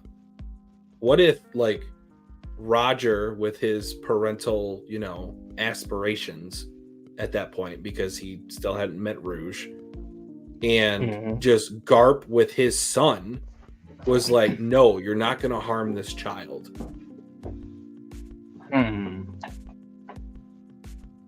And like, what if that child was Shanks? What if Shanks was born with like a devil fruit? That would be wild too. Hold on for a second. I know you're probably gonna wrap up anyway, but I'll be back real quick. Okay, perfect. Yeah, just so much to talk about with this series. And honestly, each time that I read another reread of a chapter, I could talk about 100 different things with this series. And I love just kind of spitballing with another person, whether it's Fonte, Sherm, Townsy, someone else, about this series, because their ideas give me more ideas. And that's one of the things I've always loved about theorizing. You get so much additive effect when you have conversations with people. And with how much world building is in this series, which how many backstories are in this series, you truthfully can talk about this series forever. There is enough content built up. You can talk about interconnectedness of 2 seemingly far spread apart topics. Like, I can even do like a game, let's just say like a bingo matching card, Like, I can just, okay, the Long Arm Tribe and Sky Islands, do they have any connection to one another? Well, let's kind of work our way backwards. Man, I love this series. This chapter, overall, I'd probably give it about a 7. I really have to applaud the Akainu and Borsellino kind of interaction. Knowing that Dr. Vegapunk officially was still alive, even though it wasn't really, like outside of the box thinking, because I did predict that, it's still cool that it gets confirmed. Vivi showing up again, a little bit underwhelming. Not to say that I don't enjoy Big News Morgan, but he seemed very much like a narrator recap, especially when he's like, Emperor Blackbeard versus Trafalgar Law, Emperor Shanks versus, like, we get it, dude. We just read this entire arc. You don't need to tell us again. But the emotional beats for Borsellino, Sentomaru, Akainu, Dr. Vegapunk, obviously. Man, that was just the highlight of the chapter for me. Straw Hat stuff, it was just okay. It wasn't anything to write home about. And yeah, Oda hits with the Silhouette no Mi again. And we're also going to have a break week. So we're going to be talking about this Silhouette for freaking 2 weeks at this point.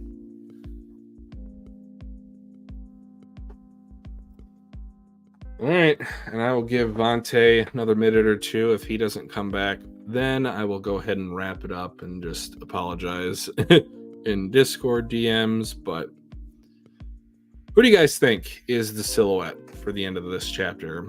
If I had a guess or like a tier list, 1, I'd probably say this is Loki. 2, potentially it could be the Man Marked by Flames. 3, I'm thinking maybe Shanks. But other than that, it could be literally anybody else. So who's to say? Luffy's mom, maybe? I don't know. Just saying random stuff now. But that is a little bit thinner of an arm. So I would also not be surprised if that were the case.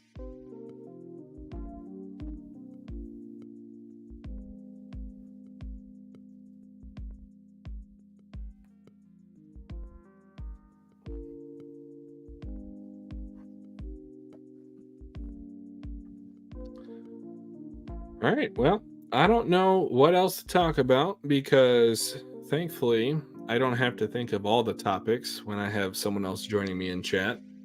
So thank you so much to everyone who came to this almost 3-hour long stream again. I said it last week. I don't think I will make this a habit. It is now 5 straight streams in a row that have been close to 3 hours. So I'm just a filthy liar. But with that being said, I don't have an outro, so goodbye.